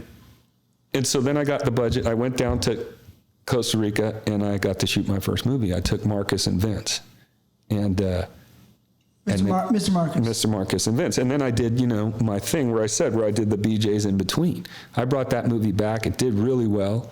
It was reviewed really strong. It sold really good. And Greg's like, "You got any more ideas?" And I was like, "Yeah, down the hatch, come swallowing." Because at the time there was a lot of bubble blowing and facials and all this shit, and I'm like, there's no more stronger commitment than swallowing that shit. Because I don't care. If you put something nasty on the table and you go, you got two choices, Mike. You either eat it or rub it on your face. I'm putting it on my fucking face. I'm not eating it. So that was my thinking, is like, swallowing is the ultimate commitment, especially in this environment with two strangers that just met. Now we're really doing something. Uh-huh. So I immediately had this movie, Down the Hatch. That was the title, and that was in my head. At the time, once again, there wasn't really swallowing lines that focused on it. What year is this? 96, 97, 98, right in there. Probably, yeah, a little more. Maybe even later. That's fuzzy to me. We could look it up, but I know I started in 97, 96, 98, a camera. I think my first official title was 98, Panachitas, and then from there on it was off to the races. That's what it said in the archives today.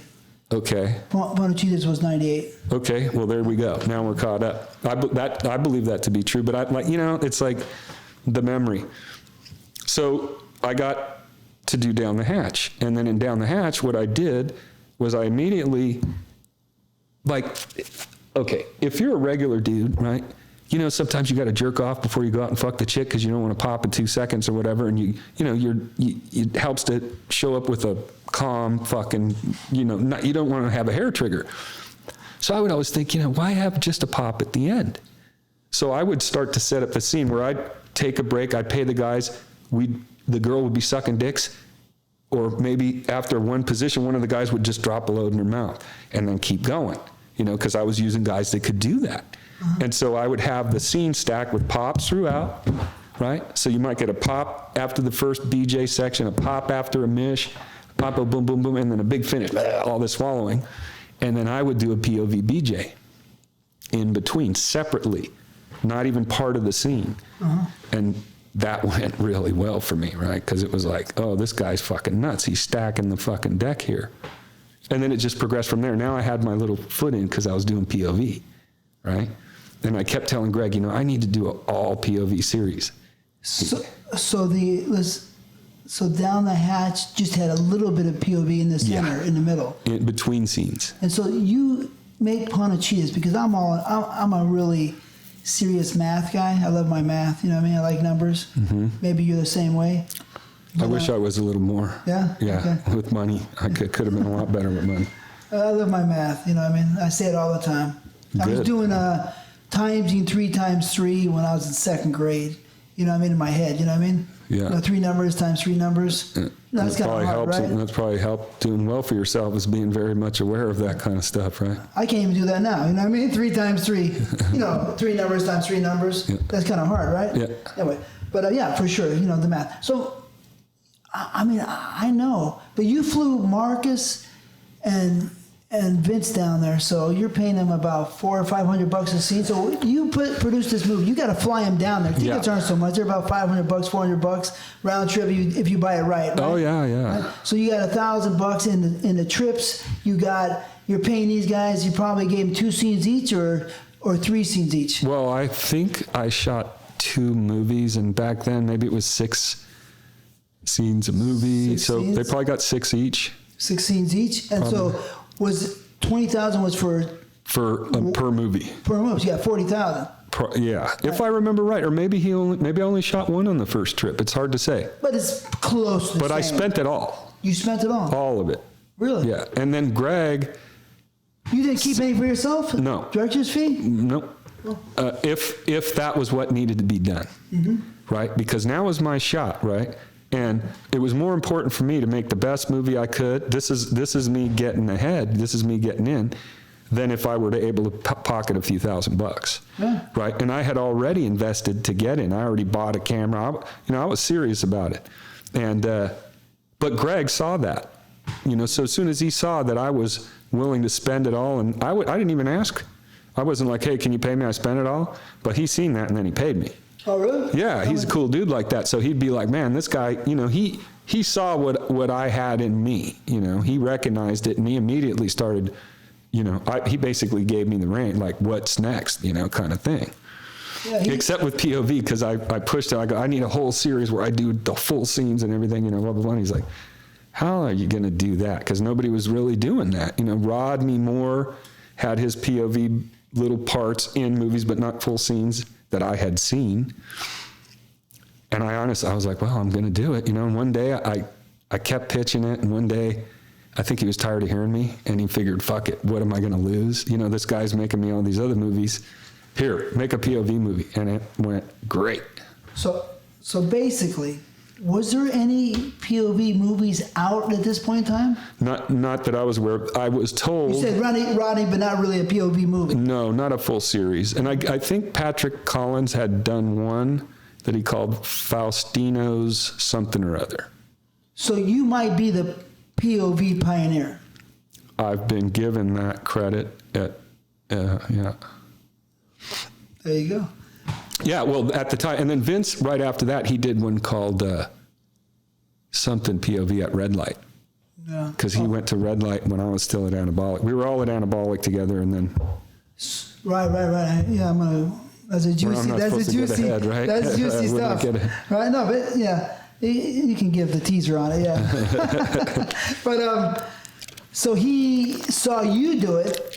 Did he watch your movie? Did he see his movie? I don't know. But those guys, even those guys, you know, because you got to remember now, here I'm amongst these fucking legendary performer guys, and but Vince is not a legend. Well, you know, at that point in time, he's really just a beginner in my eyes. But you got to see, you're already killing it. I'm new, so I just jumped through the screen. Yeah. You know what I mean? So any of these guys, it's a different perspective. It's like me coming here to do this interview with you. Mm-hmm.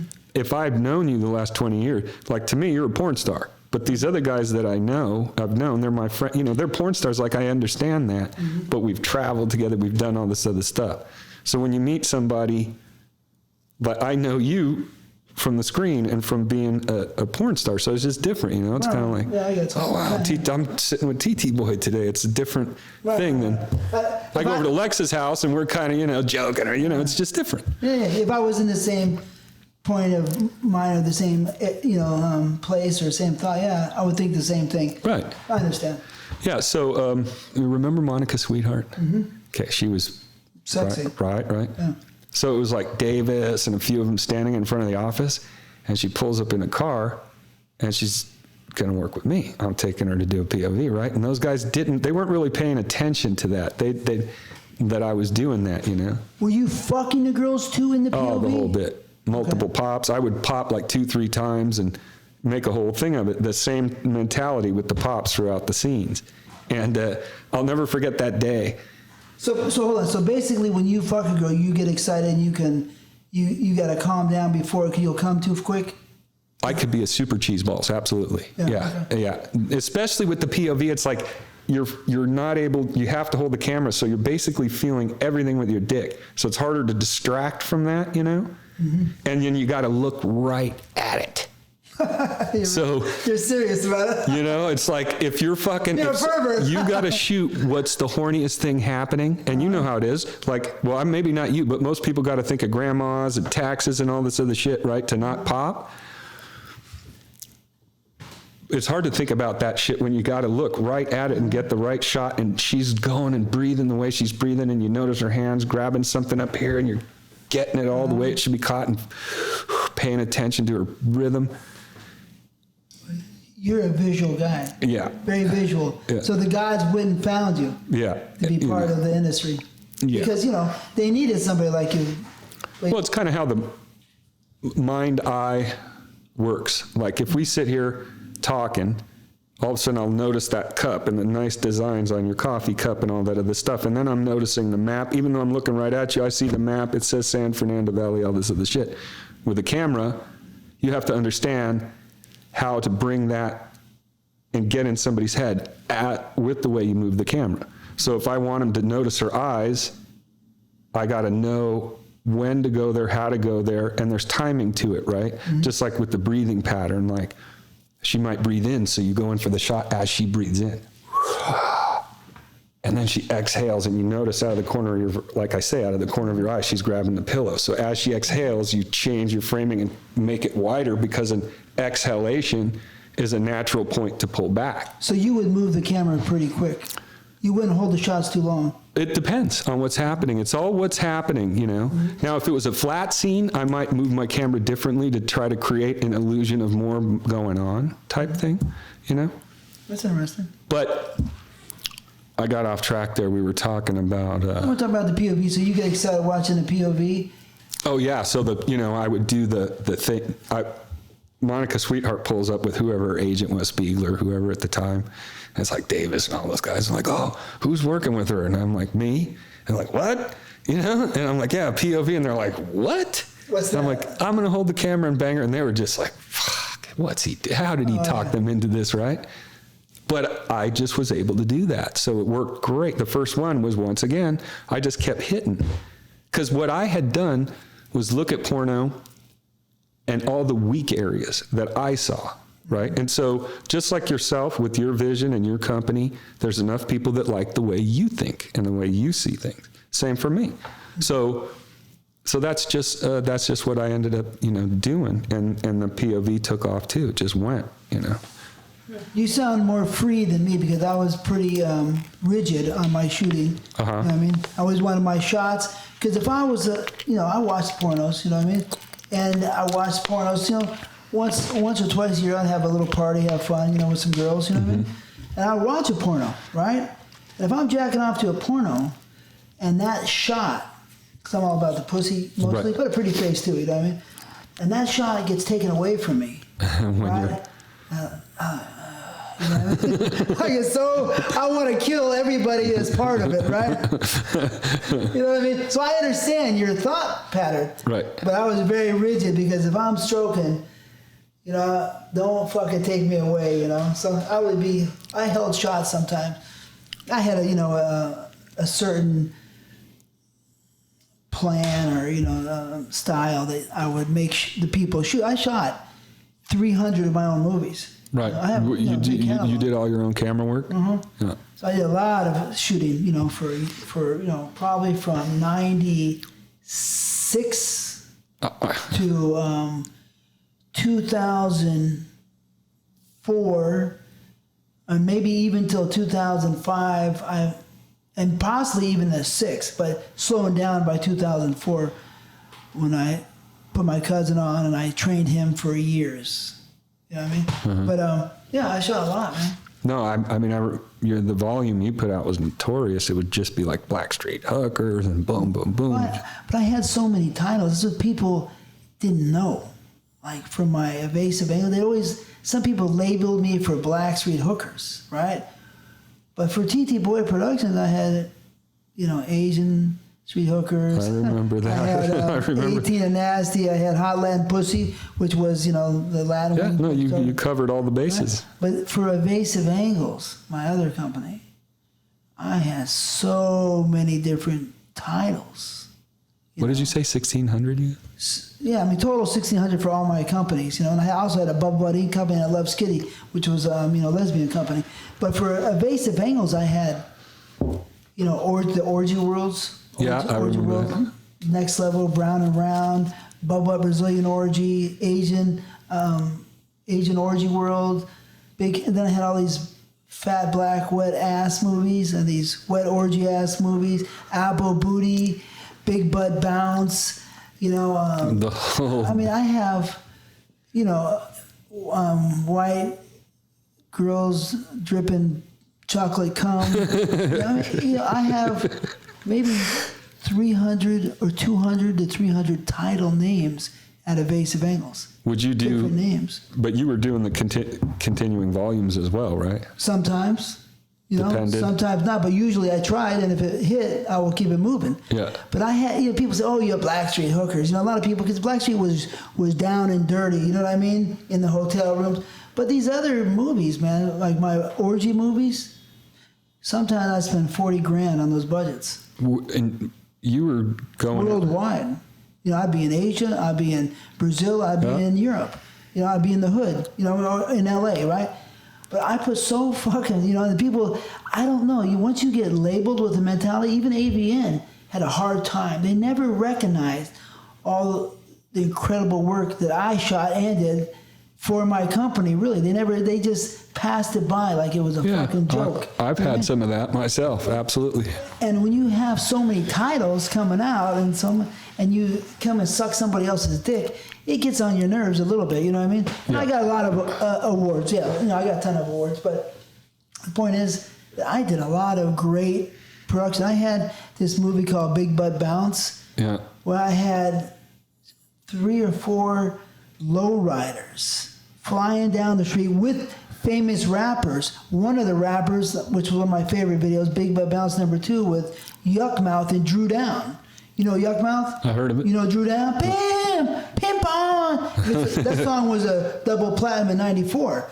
So I had these guys in my lowriders. I had a lowrider that I bought, a '64 convertible Impala that I kept in my warehouse for this movie, right? Right, and then Things were going good. Huh? Yeah, I hired the other lowriders that could bounce, you know, whatever you call it, jump, and the music. The hydraulics. Yeah, hydraulics. Beautiful, yeah, big butt bounce and fat ass hydraulics. And I had, these movies cost money and they were shot beautifully. You know what I mean? I show you, but they never fucking recognized these motherfuckers. All they could fucking put in their fucking head, AVN, oh, we like Stagliano where he follows the butt around. Okay? But I put so much dynamic and versatility into my movies that people never recognized in the organization.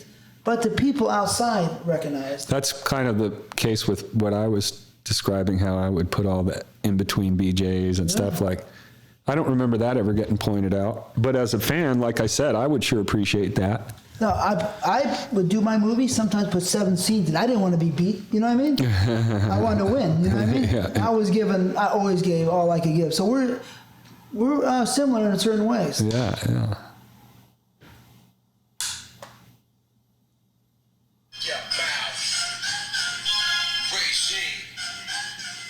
TTBoy, evasive angles, let's go. Up and down like a 6-4. I hit the ground like a low-low. I drop it down, make it get low. Big butt bounce with that ass. I drop it down like a 6-4. I hit the ground like a low-low. I would imagine that sold well, right? Big butt bounce with that ass. I drop it. Yeah. Is that beige one yours? That other car? This is all my stuff. This is my, With the car? The blue car. The blue one? Yeah. Anyways, like, you know, there's the DVD cover. I mean, it's kind of fun, you know what I mean? So I even had, We definitely had fun. you know, that's just the DVD cover moving on you, you know what I mean? But these guys never recognize shit, these fuckers, you know what I mean? Let's follow the ass. No, you fucking idiots!